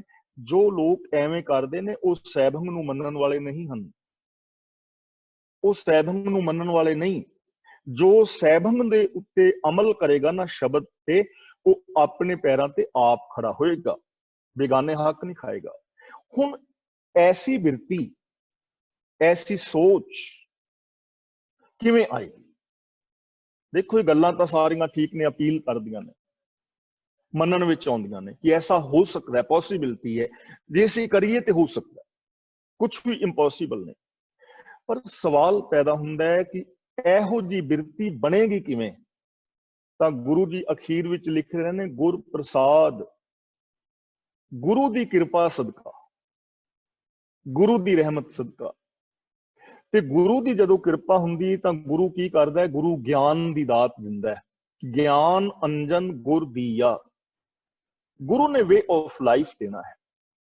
ਤਾਂ ਇਟ ਮੀਨਸ ਅਸੀਂ ਗੁਰੂ ਦੇ ਗਿਆਨ ਮੁਤਾਬਕ ਜਦੋਂ ਜ਼ਿੰਦਗੀ ਜੀਵਾਂਗੇ ਨਾ, ਆਪ ਹੁਦਰੇਪਨ ਨੂੰ ਛੱਡ ਕੇ ਯੂਨੀਵਰਸਲ ਟਰੁੱਥ ਨੂੰ ਬੇਸ ਜਦੋਂ ਬੰਦੇ ਬਣਾਉਣਗੇ ਔਰ ਯਥਾਰਥ ਗਿਆਨ ਨੂੰ ਸਮਝਣਗੇ, ਅੰਦਰ ਕਾਮਨ ਸੈਂਸ ਆਏਗੀ, ਵਿਵੇਕ ਬੁੱਧ ਪੈਦਾ ਹੋਏਗੀ, ਉਦੋਂ ਇਹ ਸਾਰੇ ਗੁਣ ਬੰਦੇ ਦੇ ਅੰਦਰ ਆ ਜਾਣਗੇ। ਗੁਰ ਪ੍ਰਸਾਦ, ਗੁਰੂ ਦੀ ਕਿਰਪਾ ਰਾਹੀਂ, ਗੁਰੂ ਦੇ ਰਸੇ ਰਾਹਾਂ ਤੇ ਤੁਰ ਕੇ ਇਹ ਸਾਰੇ ਗੁਣ ਆ ਸਕਦੇ ਨੇ। ਇਸ ਲਈ ਗੁਰੂ ਕੌਣ ਹੈ? ਬਾਣੀ ਗੁਰੂ, ਗੁਰੂ ਹੈ ਬਾਣੀ, ਵਿੱਚ ਬਾਣੀ ਅੰਮ੍ਰਿਤ ਸਾਰੇ, ਗੁਰ ਬਾਣੀ ਕਹੈ ਸੇਵਕ ਜਨ ਮਾਨੈ, ਪ੍ਰਤੱਖ ਗੁਰੂ ਨਿਸਤਾਰੇ। ਔਰ ਸਭ ਸਿੱਖਣ ਕੋ ਹੁਕਮ ਹੈ ਗੁਰੂ ਮਾਨਿਓ। ਹੁਣ ਅਸੀਂ ਗੁਰੂ ਗ੍ਰੰਥ ਸਾਹਿਬ ਜੀ ਦੇ ਬਚਨਾਂ ਨੂੰ ਮੰਨਦੇ ਨਹੀਂ, ਮੱਥਾ ਤੇ ਟੇਕ ਰਹੇ ਹਾਂ, ਬਾਣੀ ਤੇ ਪੜ੍ਹ ਰਹੇ ਹਾਂ, ਮੂਲ ਮੰਤਰ ਤੇ ਰੋਜ਼ ਪੜ੍ਹਦੇ ਹਾਂ। ਅਸੀਂ ਸੈਲਫ ਐਨਾਲਿਸਿਸ ਕਰਨਾ ਹੈ ਕਿ ਕੀ ਮੂਲ ਮੰਤਰ ਦੇ ਅੰਦਰ ਜੋ ਰੱਬੀ ਗੁਣ ਦੱਸੇ ਗਏ ਨੇ, ਉਹਨਾਂ ਗੁਣਾਂ ਦੇ ਅਸੀਂ ਧਾਰਨੀ ਹੈ ਜਾਂ ਉਹਨਾਂ ਗੁਣਾਂ ਤੇ ਧਾਰਨੀ ਹੋਣ ਦਾ ਯਤਨ ਕਰ ਰਹੇ ਹਾਂ, ਜਾਂ ਸਾਡੇ ਅੰਦਰ ਐਸੀ ਚਾਹਤ ਹੈ ਕਿ ਅਸੀਂ ਇਹੋ ਜਿਹੇ ਬਣੀਏ ਤੇ ਗੁਰੂ ਨਾਨਕ ਦੇਵ ਦੇ ਸੱਚੇ ਪੁੱਤਰ ਅਖਵਾਈਏ, ਗੁਰੂ ਦੀ ਕਿਰਪਾ ਦੇ ਪਾਤਰ ਬਣੀਏ ਔਰ ਗੁਰੂ ਨਾਨਕ ਦੇਵ ਦੀ ਇਸ ਫਿਲਾਸਫੀ ਨੂੰ ਸੰਸਾਰ ਦੇ ਕੋਨੇ-ਕੋਨੇ ਤੱਕ ਪਹੁੰਚਾਈਏ। ਇਹ ਅਸੀਂ ਸੋਚਣਾ ਹੈ। ਤਾਂ ਮੂਲ ਮੰਤਰ ਦੀ ਜੋ ਵਿਚਾਰ ਆਪ ਦੇ ਨਾਲ ਕੀਤੀ ਹੈ, ਇਹ ਰੱਬੀ ਗੁਣ ਨੇ। ਰੱਬ ਸੰਸਾਰ ਦੇ ਕਣ-ਕਣ ਦੇ ਅੰਦਰ ਸਮਾਇਆ ਹੋਇਆ ਹੈ। ਇਹ ਸੰਸਾਰ ਰੱਬ ਦਾ ਹੀ ਰੂਪ ਹੈ। ਵਿਸ਼ ਸੰਸਾਰ ਤੁਮ ਦੇਖਦੇ ਹਰ ਕਾ ਰੂਪ ਹੈ। ਹਰ ਇਨਸਾਨ ਦੇ ਅੰਦਰ ਉਹਦੀ ਜੋਤ ਹੈ, ਇਸ ਲਈ ਜੋ ਦਿਸੈ ਸੋ ਤੇਰਾ ਰੂਪ। ਤੇ ਸਾਨੂੰ ਗੁਰੂ ਦੀ ਪਾਵਨ ਬਾਣੀ ਪੜ੍ਹ ਸੁਣ ਕੇ ਇਹਦੇ ਤੇ ਅਮਲ ਕਰਨਾ ਚਾਹੀਦਾ ਹੈ, ਜਿਸ ਕਰਕੇ ਵਿਸ਼ਵ ਸ਼ਾਂਤੀ ਆ ਸਕੇ, ਇਹ ਸੰਸਾਰ ਸਮਾਜ ਬੇਗਮਪੁਰਾ ਬਣ ਜਾਏ, ਸਾਡੇ ਘਰ ਪਰਿਵਾਰ ਔਰ ਸਾਡੀ ਸਖਸ਼ੀ ਜ਼ਿੰਦਗੀ ਸਵਰਗ ਹੋ ਜਾਏ। ਇਸ ਪਾਸੇ ਸਾਨੂੰ ਸਾਰੇ ਵੀ ਅੱਗੇ ਸ਼ਲੋਕ ਹੈ, ਸ਼ਲੋਕ ਮਹਿਲਾ ਪਹਿਲਾ। ਹੁਣ ਬੇਨਤੀ ਕਰਾਂ ਕਿ ਸ਼ਲੋਕ ਮਹਿਲਾ ਪਹਿਲਾ ਨੂੰ ਮਹੱਲਾ ਪਹਿਲਾ ਨਹੀਂ ਪੜ੍ਹਨਾ। ਇਸ ਦਾ ਸ਼ੁੱਧ ਉਚਾਰਨ ਹੋਏਗਾ ਮਹਿਲਾ, ਮਹੱਲਾ ਨਹੀਂ, ਮਹਿਲਾ। ਮਹਿਲਾ ਦਾ ਮਤਲਬ ਹੁੰਦਾ ਹੈ ਸਰੀਰ ਜਾਂ ਸਰੂਪ। ਸ਼ਲੋਕ ਮਹਿਲਾ ਪਹਿਲਾ ਦਾ ਮਤਲਬ ਗੁਰੂ ਨਾਨਕ ਦੇਵ ਜੀ ਆਪਣੇ ਮੂਲ ਰੂਪ ਵਿੱਚ। ਮਹਿਲਾ ਦੂਜਾ ਦਾ ਮਤਲਬ ਗੁਰੂ ਨਾਨਕ ਦੇਵ ਜੀ ਦਾ ਦੂਜਾ ਰੂਪ, महला तीजा तो भाव गुरु नानक देव जी का तीजा रूप, क्योंकि गुरु जोत इक्को ही है ते जो नानक नाम थले पावन बाणी उच्चारण करनी है, महला पहला दूजा तीजा इस करके लिखा गया है जिस करके पता लग सके कि किस गुर व्यक्ति दी ये पावन रचना है। ता महला नहीं पढ़ना, उच्चारण होएगा महला। श्लोक महला पहला। बलिहारी गुर आपने ਦਿਓਹਾੜੀ ਸਾਧਵਾਰ, ਇਹਨੂੰ ਆਪਣੇ नहीं पढ़ना आपने, क्योंकि ਐੜਾ ਐੜੇ ਦੇ ਨਾਲ ਕਰਨਾ है। बलिहारी गुर आपने ਦਿਓਹਾੜੀ ਸਾਧਵਾਰ, जिन मानस ते देवते किए करत ना लागी वार। मैं अपने गुरु तो बलिहार हां। बलिहारी गुर अपने दा मतलब मैं अपने गुरु तो बलिहार जांदा हां। ते किन्नी वारी बलिहार जांदा हां? ਦਿਓਹਾੜੀ ਸੱਧ ਵਾਰ, ਸੱਧ ਦਾ ਮਤਲਬ ਹੁੰਦਾ ਹੈ ਸੈਂਕੜੇ ਵਾਰ। ਦਿਓਹਾੜੀ ਦਾ ਮਤਲਬ ਦਿਨ ਵਿੱਚ, ਦਿਹਾੜੀ ਵਿੱਚ, ਦਿਨ ਦੇ ਵਿੱਚ, ਹਰ ਦਿਨ। ਮੈਂ ਹਰ ਦਿਨ ਗੁਰੂ ਤੋਂ ਸੈਂਕੜੇ ਵਾਰ ਬਲਿਹਾਰ ਜਾਂਦਾ, ਕੁਰਬਾਨ ਜਾਂਦਾ। ਇਹ ਗੱਲ ਸਮਝਣ ਵਾਲੀ ਹੈ ਕਿ ਬਲਿਹਾਰ ਕਹਿੰਦੇ ਕਿਹਨੂੰ। ਅਸੀਂ ਗੁਰੂ ਗ੍ਰੰਥ ਸਾਹਿਬ ਜੀ ਦੇ ਪਾਵਨ ਚਰਨਾਂ ਵਿੱਚ ਆ ਕੇ ਮੱਥਾ ਟੇਕਦੇ ਹਾਂ, ਤਾਂ ਮੱਥਾ ਟੇਕਣ ਦਾ ਭਾਵ ਕੀ ਹੈ? ਮੱਥਾ ਟੇਕਣ ਦਾ ਭਾਵ ਇਹ ਹੈ ਕਿ ਮੈਂ ਗੁਰੂ ਅੱਗੇ ਸਮਰਪਿਤ ਹਾਂ।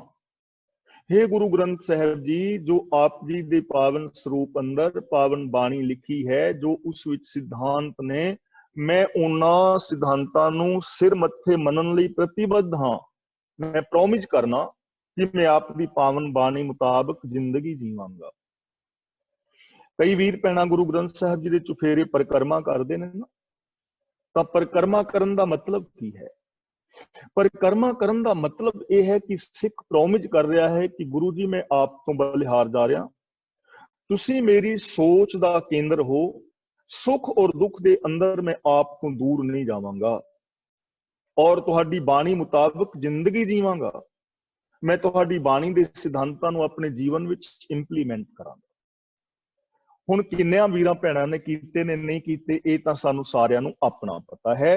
हुण बलिहारी दा मतलब की है? बलिहार दा मतलब है बल हार जाना।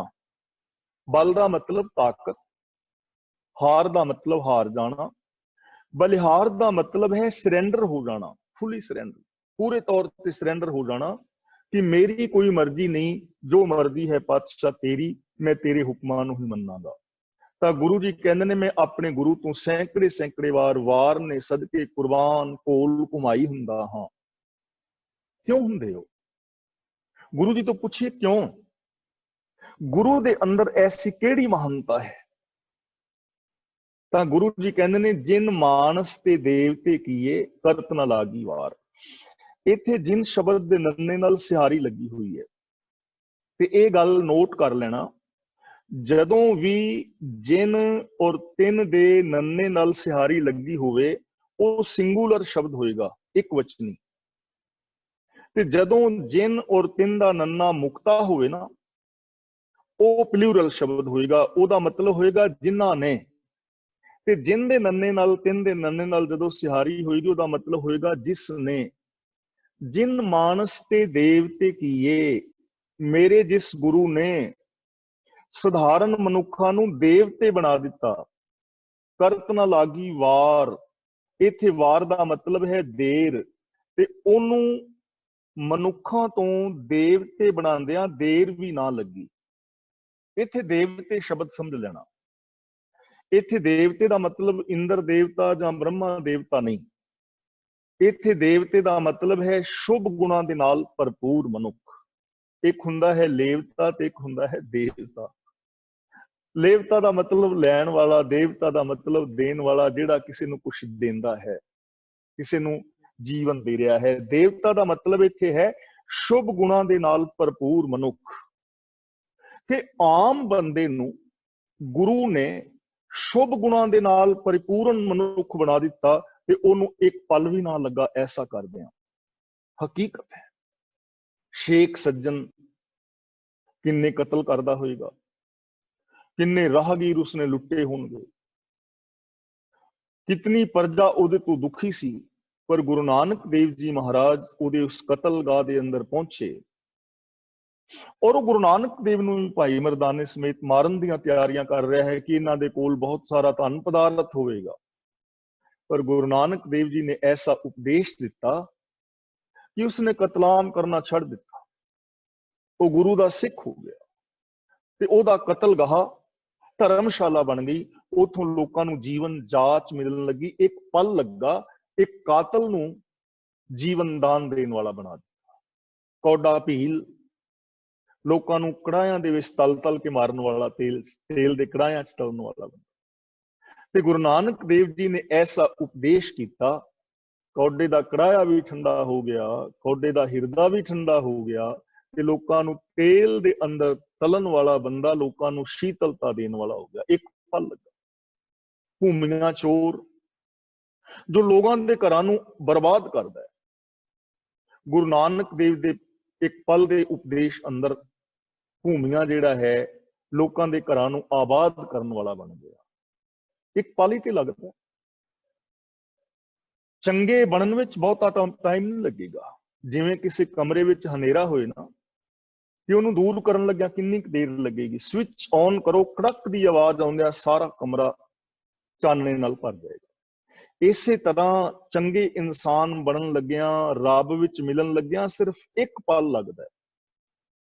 ਹੁਣੇ ਅਸੀਂ ਚੰਗੇ ਹੋ ਸਕਦੇ ਹਾਂ। ਅੱਜ ਤੋਂ ਸੱਚ ਬੋਲਣਾ ਸ਼ੁਰੂ ਕਰ ਦਿਓ, ਹੁਣੇ ਤੋਂ ਬਸ ਸਾਰੇ ਅਪਰਾਧ ਖਤਮ। ਜਦੋਂ ਸੱਚ ਬੋਲਣਾ ਸ਼ੁਰੂ ਕਰ ਦਿਓਗੇ ਮਨ ਬਚਨ ਕਰਮ ਕਰਕੇ, ਉਸੇ ਵੇਲੇ ਸਾਰੇ ਗੁਨਾਹ ਖਤਮ, ਸਾਰੇ ਐਬ ਖਤਮ। ਸੱਚ ਸਭ ਨਾ ਹੋਏ ਦਾਰੂ ਪਾਪ ਕੱਢੇ ਤੇਰੇ। ਹੁਣ ਅਸੀਂ ਬੈਠੇ ਬੈਠੇ ਪ੍ਰੋਮਿਸ ਕਰ ਲਈਏ ਆਪਣੇ ਆਪ ਨਾਲ ਕਿ ਹੁਣ ਤੋਂ ਲੈ ਕੇ ਅਸੀਂ ਗੁਰਬਾਣੀ ਮੁਤਾਬਕ ਜ਼ਿੰਦਗੀ ਜੀਣੀ ਹੈ। ਹੁਣੇ ਹੀ ਅਸੀਂ ਦੇਵਤੇ ਬਣ ਗਏ। ਤਾਂ ਗੁਰੂ ਇੱਕ ਪਲ ਦੇ ਅੰਦਰ ਹੀ ਆਮ ਮਨੁੱਖਾਂ ਨੂੰ ਚੰਗੇ ਮਨੁੱਖ ਬਣਾ ਦਿੰਦਾ ਹੈ। ਸਿਰਫ ਡਾਇਰੈਕਸ਼ਨ ਚੇਂਜ ਕਰਨੀ ਹੈ, ਸੋਚ ਬਦਲੋ, ਸਭ ਕੁਝ ਬਦਲ ਜਾਏਗਾ। ਅਗਲਾ ਵਚਨ ਗੁਰੂ ਅੰਗਦ ਦੇਵ ਪਾਤਸ਼ਾਹ ਜੀ ਦਾ ਹੈ। ਉਹ ਇਸ ਸ਼ਬਦ ਦੀ ਹੋਰ ਵਿਆਖਿਆ ਸ਼ਲੋਕ ਦੀ ਕਰਦੇ ਨੇ। ਜੇ 100 ਚੰਦਾ ਉਗਵੇਂ ਹੈ, ਇਹਨੂੰ ਬਿੰਦੀ ਲਗਾ ਕੇ ਪੜਨਾ ਹੈ, ਉਗਵੇਂ ਹੈ। ਸੂਰਜ ਚੜ੍ਹੇ ਹਜ਼ਾਰ, ਏਤੇ ਚਾਨਣ ਹੁੰਦਿਆਂ, ਗੁਰ ਬਿਨ ਘੋਰ ਅੰਧਾਰ। 100 ਦਾ ਮਤਲਬ ਸੈਂਕੜੇ। ਸੰਸਾਰ ਵਿੱਚ ਜੇ ਸੈਂਕੜੇ ਚੰਨ ਚੜ ਪੈਣ ਤੇ ਹਜ਼ਾਰਾਂ ਸੂਰਜ ਹੋਰ ਚਮਕ ਪੈਣ ਆਕਾਸ਼ ਦੇ ਅੰਦਰ। ਦੇਖੋ ਸੂਰਜ ਦਾ ਔਰ ਚੰਦਰਮਾ ਦਾ ਚਾਨਣ ਤੇ ਪਹਿਲਾਂ ਹੀ ਬੜਾ ਹੈ। ਇਹਦੇ ਨਾਲ ਉਹ ਸੈਂਕੜੇ ਗੁਣਾ, ਹਜ਼ਾਰਾਂ ਗੁਣਾ ਹੋਰ ਚਾਨਣ ਹੋ ਜਾਏ, ਬਾਹਰ ਚਾਨਣ ਹੋਵੇ। ਪਰ ਗੁਰੂ ਜੀ ਕਹਿੰਦੇ ਨੇ ਗੁਰਬਿਨ ਘੋਰ ਅੰਧਾਰ। ਜੇ ਗੁਰੂ ਦੇ ਚਰਨਾਂ ਦੀ ਸ਼ਰਨ ਵਿੱਚ ਨਹੀਂ ਅਸੀਂ ਗਏ, ਜੇ ਸਾਡੇ ਮਨ ਬੋਧ ਦੇ ਅੰਦਰ ਗਿਆਨ ਨਹੀਂ ਹੈ, ਤੇ ਸਾਡੇ ਵਾਸਤੇ ਤੇ ਹਨੇਰਾ ਹੀ ਅੰਦਰ ਤੇ ਹਨੇਰੀ ਰਾਤ, ਤੇ ਬਾਹਰ ਦਿਸੇ ਚਾਨਣਾ, ਦਿਲ ਅੰਧਿਆਰੀ ਰਾਤ। ਬਾਹਰੋਂ ਬੰਦਾ ਕਿੰਨਾ ਲਿਸ਼ਕਿਆ ਪੁਸ਼ਕਿਆ ਹੈ। ਅੱਜ ਤੋਂ 40-45 ਸਾਲ ਪਿੱਛੇ ਚਲੇ ਜਾਓ, 50 ਸਾਲ, ਸਾਡੇ ਬਜ਼ੁਰਗ ਸਨ ਖੱਦਰ ਦੇ ਕੱਪੜੇ ਪਾਉਂਦੇ ਸਨ, ਚਾਦਰਾਂ ਬੰਨੀਆਂ ਹੁੰਦੀਆਂ ਸਨ, ਸਿਰ ਤੇ ਪਰਨਾ, ਸਿੰਪਲ ਜਿਹਾ ਖਾਣਾ, ਮੰਜਿਆਂ ਤੇ ਬਹਿਣਾ। ਬਰਾਤਾਂ ਨੂੰ ਡੂਨਿਆਂ ਦੇ ਵਿੱਚ ਦਿੰਦੇ ਸਨ, ਲਿਫਾਫਿਆਂ ਦੇ ਵਿੱਚ ਥੋੜੀ ਜਿਹੀ ਮਠਿਆਈ ਵਗੈਰਾ। ਮੈਂ ਆਪ ਇਹ ਸਾਰਾ ਕੁਝ ਦੇਖਿਆ ਹੈ। 1.25 ਰੁਪਏ ਮੀਟਰ ਉਹ ਖੱਦਰ ਹੁੰਦਾ ਸੀ। ਅਸੀਂ ਖੱਦਰ ਇੱਕ ਥਾਨ ਲਿਆਉਣਾ, ਸਾਰੇ ਟੱਬਰ ਨੇ ਇੱਕੋ ਰੰਗ ਦੇ ਕੱਪੜੇ ਪਾ ਲੈਣੇ ਤੇ ਮਾਣ ਹੁੰਦਾ ਸੀ। ਤੇ ਅੱਜ ਜੇ ਦੋ ਬੀਬੀਆਂ ਦੇ ਕਿਤੇ ਸੂਟ ਮਿਲ ਜਾਂਦਾ ਇੱਕ ਵਿਆਹ ਦੇ ਵਿੱਚ, ਤੋਂ ਇੱਕ ਦੂਜੀ ਵੱਲ ਘੂਰ ਵੇਂਦੀਆਂ ਨੇ ਵੀ ਇਹ ਕਿਵੇਂ ਇੱਥੇ, ਤਾਂ ਮੇਰੇ ਰੰਗ ਦਾ ਦੂਜੇ ਕੋਲ ਚਾਹੀਦਾ ਨਹੀਂ ਸੀ। ਕਿੰਨਾ ਕੁਛ ਨਾ ਸਾਡੇ ਕੋਲ, ਕਿੰਨਾ ਕੁਛ ਹੈ। ਬਾਹਰੋਂ ਕੱਪੜੇ ਸਾਡੇ ਬੜੇ ਚੰਗੇ ਨੇ, ਪੈਂਟ ਸ਼ਰਟ ਪਾਈਏ, ਕਮੀਜ਼ ਪਜਾਮਾ ਪਾਇਆ, ਚੰਗੇ ਚੰਗੇ ਸੂਟ ਪਾਏ ਨੇ। ਇਸਤਰੀਆਂ ਪੁਰਸ਼ਾਂ ਨੇ ਮੇਕਅਪ ਕੀਤਾ ਹੈ। ਮੇਕਅਪ ਦਾ ਸਮਾਨ ਸਭ ਤੋਂ ਜ਼ਿਆਦਾ ਵਿਕਦਾ ਹੈ, ਭਾਵੇਂ ਉਹ ਬੰਦਿਆਂ ਦਾ ਭਾਵੇਂ ਔਰਤਾਂ ਦਾ। ਬਾਹਰੋਂ ਬੰਦਿਆਂ ਲਿਸ਼ਕਿਆ ਪੁਸ਼ਕਿਆ ਹੈ, ਪਰ ਅੰਦਰ ਈਰਖਾ, ਦਵੈਸ਼, ਕਪਟ ਭਰੀ ਪਈ ਹੈ। ਬਾਬਿਆਂ ਵੱਲ ਵੇਖ ਲਓ, ਲੰਮੇ ਲੰਮੇ ਚੋਲੇ ਪਾਏ ਨੇ, ਵੱਡੀਆਂ ਵੱਡੀਆਂ ਦਸਤਾਰਾਂ, ਵੱਡੇ ਵੱਡੇ ਗਾਤਰੇ ਪਾਏ ਨੇ, ਲੇਕਿਨ ਈਰਖਾ, ਦਵੈਸ਼, ਵੈਰ, ਵਿਰੋਧ ਦੇ ਅੰਦਰ ਗਰ ਕੇ ਤੇ ਬਾਹਰ ਦਾ ਚਾਨਣਾ ਕੀ ਕਰੇਗਾ, ਬਾਹਰ ਦੇ ਕੱਪੜੇ ਕੀ ਕਰਨਗੇ। ਮਨ ਮੈਲੇ, ਸਭ ਕੁਛ ਮੈਲਾ, ਤਨ ਧੋਤੇ ਮਨ ਹੱਛਾ ਨਾ ਹੋਏ। ਗੁਰੂ ਜੀ ਕਹਿੰਦੇ ਨੇ ਬਾਹਰੀ ਜੋ ਚਾਨਣਾ ਹੈ ਹਜ਼ਾਰਾਂ ਗੁਣਾ ਵੀ ਜ਼ਿਆਦਾ ਹੋ ਜਾਏ, ਜੇ ਤੁਸੀਂ ਗੁਰੂ ਦੀ ਮੱਤ ਮੁਤਾਬਕ ਜ਼ਿੰਦਗੀ ਨਹੀਂ ਜੀਂਦੇ ਤਾਂ ਤੁਹਾਡੇ ਅੰਦਰ ਮੱਸਿਆ ਦੀ ਰਾਤ। ਦੁਨੀਆ ਵਿੱਚ ਕਿੰਨਾ ਚਾਨਣਾ ਹੈ।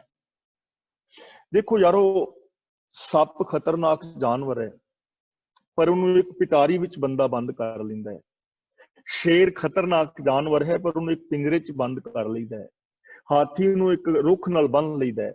बंदा इन्ना खतरनाक जानवर कि इहनूं काबू करन लई बंदूकां, राइफलां, टैंक, तोप, मिजाइलां, एटम बंब, हाइड्रोजन बंब बनाए जा रहे हैं, बंदा फिर काबू नहीं, क्योंकि अंदर हनेरा है ना।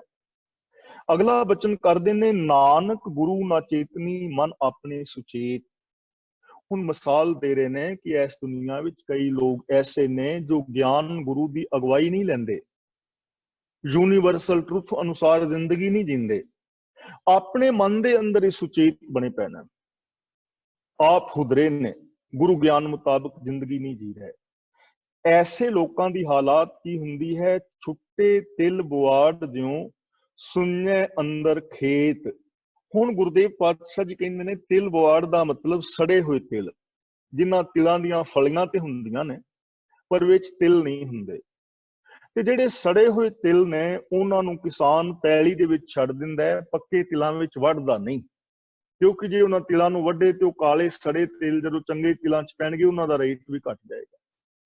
ਇਸ ਲਈ ਜੋ ਗੁਰੂ ਗਿਆਨ ਮੁਤਾਬਕ ਜ਼ਿੰਦਗੀ ਨਹੀਂ ਜੀਂਦੇ, ਆਪ ਖੁਦਰੇ ਨੇ, ਉਹ ਅਫਲ ਔਰ ਸੜੇ ਹੋਏ ਤਿਲਾਂ ਦੀ ਤਰ੍ਹਾਂ ਇਕੱਲੇ ਛੱਡ ਦਿੱਤੇ ਜਾਂਦੇ ਨੇ। ਖੇਤੇ ਅੰਦਰ ਛੁੱਟਿਆਂ ਕਹੋ ਨਾਨਕ ਸੌ ਨਾ, ਨਾ ਦਾ ਮਤਲਬ ਖਸਮ, ਮਾਲਕ। ਜਦੋਂ ਖੇਤ ਦੇ ਅੰਦਰ ਉਹ ਤਿਲਾਂ ਦਾ ਪੇਡਾ ਕੱਲਾ ਰਹਿ ਜਾਂਦਾ, ਫਿਰ ਉਹਦੇ ਸੈਂਕੜੇ ਮਾਲਕ ਬਣ ਜਾਂਦੇ ਨੇ। ਲੋਕੀ ਵੱਢ ਵੱਢ ਕੇ ਲੈ ਜਾਂਦੇ ਨੇ ਵੀ ਬਾਲਣ ਬਾੜਾਂਗੇ। ਅਸੀਂ ਸਰੋਂ ਦੇ ਸਰਕੜੇ ਪੁੱਟ ਕੇ ਲਿਆਉਂਦੇ ਹੁੰਦੇ ਸਾਂ ਬਾਲਣ ਵਾਸਤੇ। ਤਿਲਾਂ ਦੇ ਇਹੋ ਜਿਹੇ ਪੇਡਿਆਂ ਨੂੰ ਲੋਕੀ ਵੱਢ ਕੇ ਲੈ ਜਾਂਦੇ ਨੇ, ਉਹਨਾਂ ਦੇ ਸੈਂਕੜੇ ਮਾਲਕ ਬਣ ਜਾਂਦੇ ਨੇ।